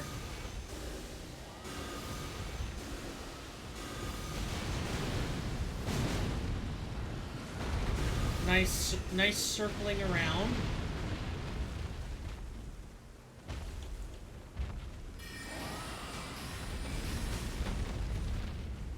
What are you doing?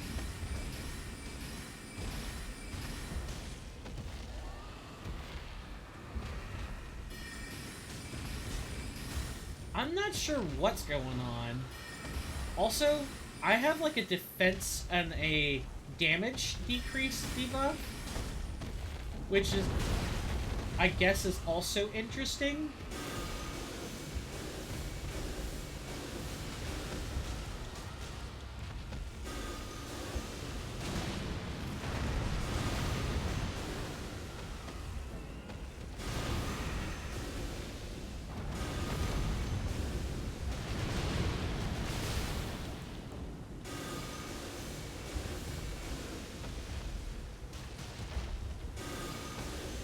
It's interesting. It's like experiment, like the generators are like an experiment and how fast or slow they're allowed to regenerate your FP.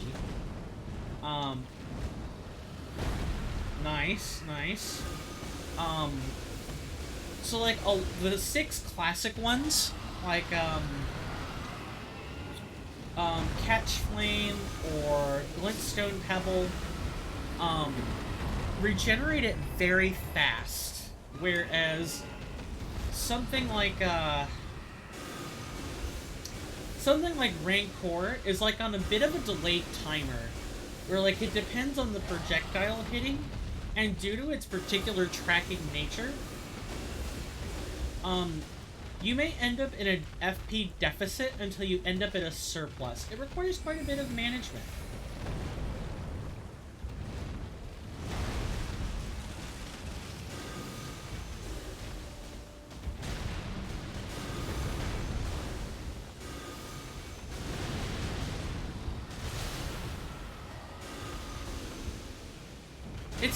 It's an interesting dynamic.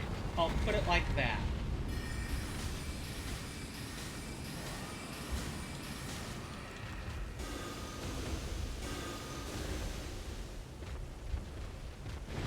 Really, really, really now. You had to do that. You had to teleport. You had to leash back. Which you're gonna do because you're over there now. Great.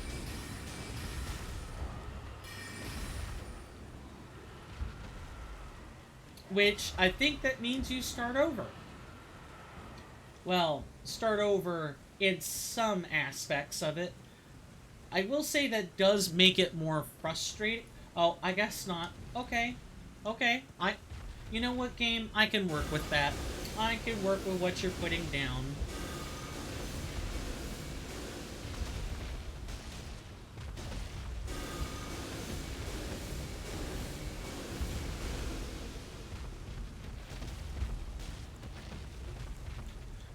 I'm liking Rancor so far. It's a good spell. And any of the knocks I kind of have about the spell are knocks of, you know, coin is bad. Coin doesn't know how to play with the dynamics of the spell properly, and not it's objectively bad. We're gonna, like, reorient our spacing.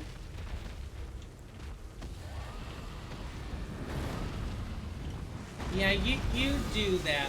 You do that, dragon spawn.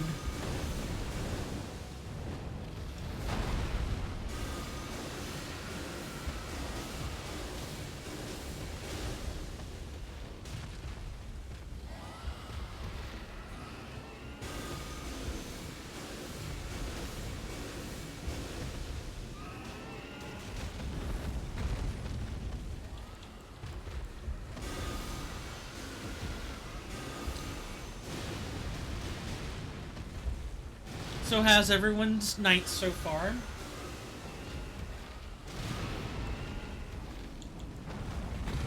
Mine's alright. We're kind of just burning time here.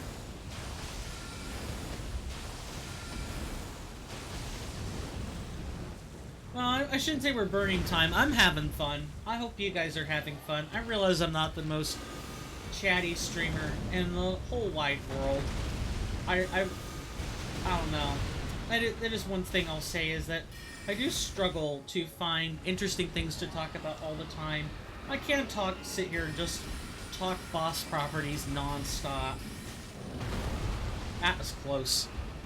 But that does kind of become rote and dry after a while. I guess one thing I could say is the household that I'm currently staying at the moment. In less than a month, our income is probably going to take like a 55% pay cut. And that could be bad news for our internet and stuff, folks. Like, there may be some serious downgrades. And that's just because... Okay, I'm waiting for them to more or less phase back where they're supposed to be.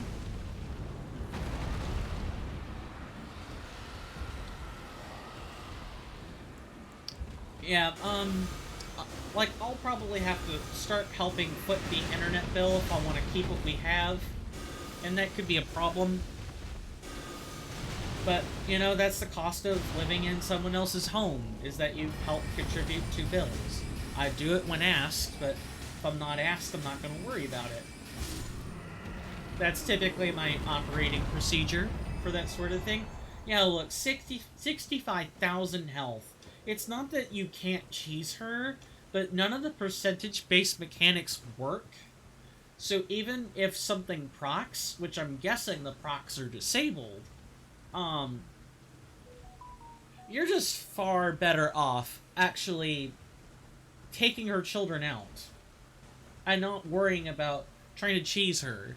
Yeah, like, she has so much health that she's been properly de-cheesed. By virtue of that alone, you'd be here for hours trying to do this, like, illegitimately.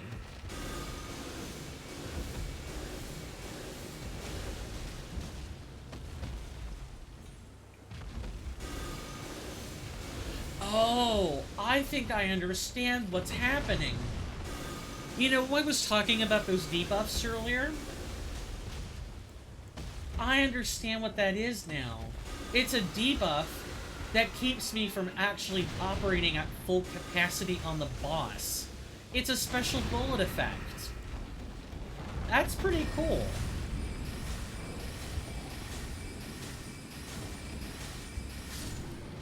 That's pretty cool.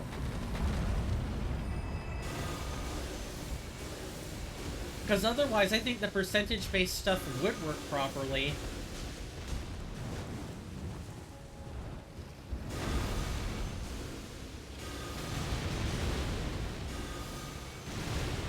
Or else it does something I'm just not aware of, and that's perfectly okay as well.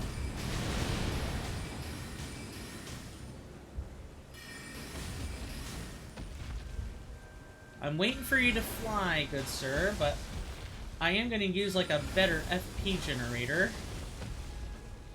Stone Sling, I think, is probably the best one. Oh, there you go.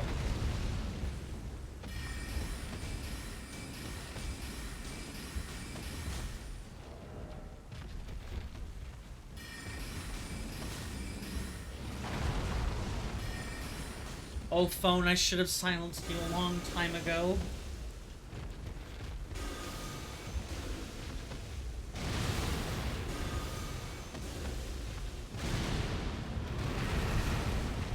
Oh, I almost ran into being killed.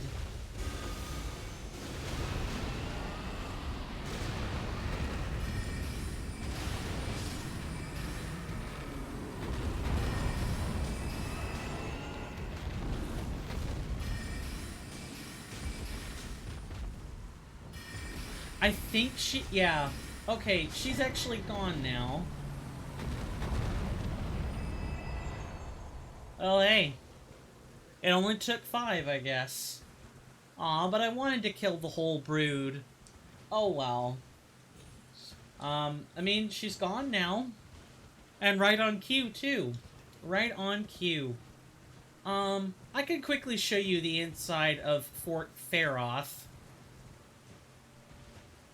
And then we should start wrapping it up for tonight.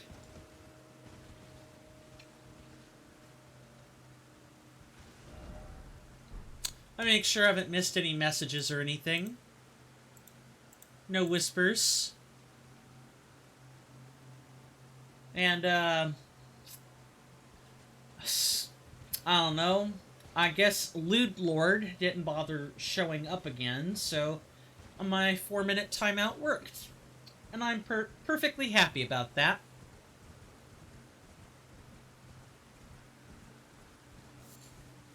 Alright, so Fort Faroth is a two-floor dungeon. It is considered a semi-legacy dungeon. Can't take torrent in here. No, it's not legacy. Legacy is only like the abodes of the shard bearers. Yeah, shard bearers.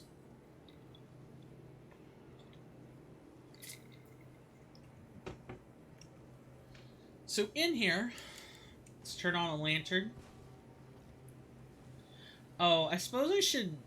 Does Starlight, I forget if the Starlight spell was changed to be a longer duration and a different purpose. I'll check that in a second.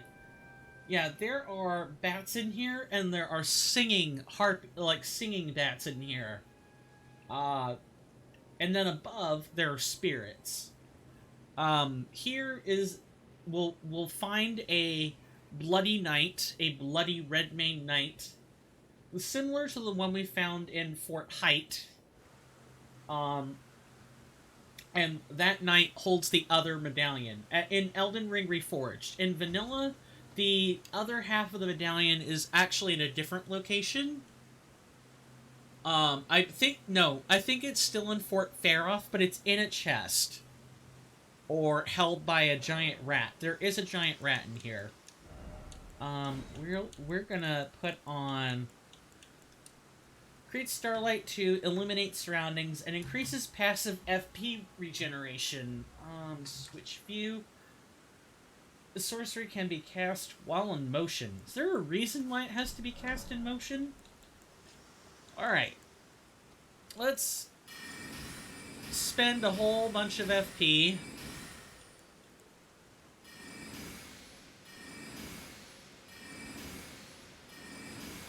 Wait for that to sort of pass. Now let's cast Starlight.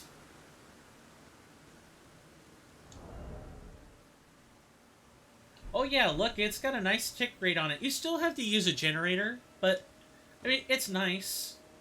And, let's kind of see what the lighting effect looks like. We saw it before, but that was before the spell was changed. Oh yeah, this is much nicer, much brighter. You can see perfectly in here. Lantern, move over. Starlight, come aboard. Hello, Papa. Papa needed a new light, and he got it. Alright, we're good to go. Let's spend our whopping 185,000 runes. 185,000 runes. And then we could call it good for the night. Share them with me. Your thoughts, your ambitions.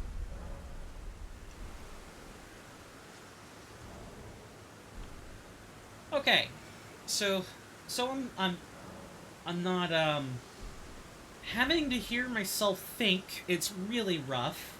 I can't hear myself thinking in that. We're gonna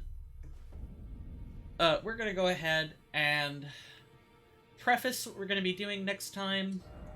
I know I said we would take a look at the Divine Tower of Caelid, but that can wait until after Fort Faroth. We're already here. We should explore what's here first. Then we could sort of double back. I realize it's inefficient, but that's how I've decided to do things. Not always an efficient person. Who could have figured? Anyway, yeah, that's more or less the plan. After that, it'll take us probably another episode to reach back around to the Bestial Sanctum. But once we get to the Bestial Sanctum, there will actually be... There will be an item that we can get a very cool item, a very nice item, that'll kind of tie everything together. Then, after 1 to 2 episodes, it's time for cleanup. We got a lot of cleanup to do. We gotta go scrub all those encampments and get all the gear for them. Get all the gear out of the chests. And then we'll be ready to take on the entrance into Castle Redmane. Castle Redmane is this structure here. And the Castle Redmane will herald in the Radahn's festival. And we'll kind of just go from there. That's the plan anyway. Alright, thank you guys so much for stopping by. I really appreciate it. I'm sorry that today's stream wasn't, cohesive all the way through. I'm thankful for all the conversation, all the people that stopped by. I really do appreciate it. Thank you for the follows. Thank you for the subs. Thank you for sitting through ads that I know you don't like. Thank you for all of it. And especially thank you to all the lurkers who were here today. I also really appreciate that. Even the person who came in with a lewd sentence, you know what? I thank you. You gave me 2 seconds of content. And content is important. If you like the content, feel free to leave me a follow. I've shilled about that already, but it's worth saying again. Financial support's never required, but all the links for that are in the About Me section on my Twitch page. Twitch.tv/coinstamp. Just click on the link, the pretty links, the pretty buttons, and they'll take you to where you need to go. Discord will be up and ready soon. Sometime within this week. No promises on that though. I could get real busy with schoolwork, and that's important. Comes first. But I'll do the best I can with what I've got. And I'll view, which, if it ain't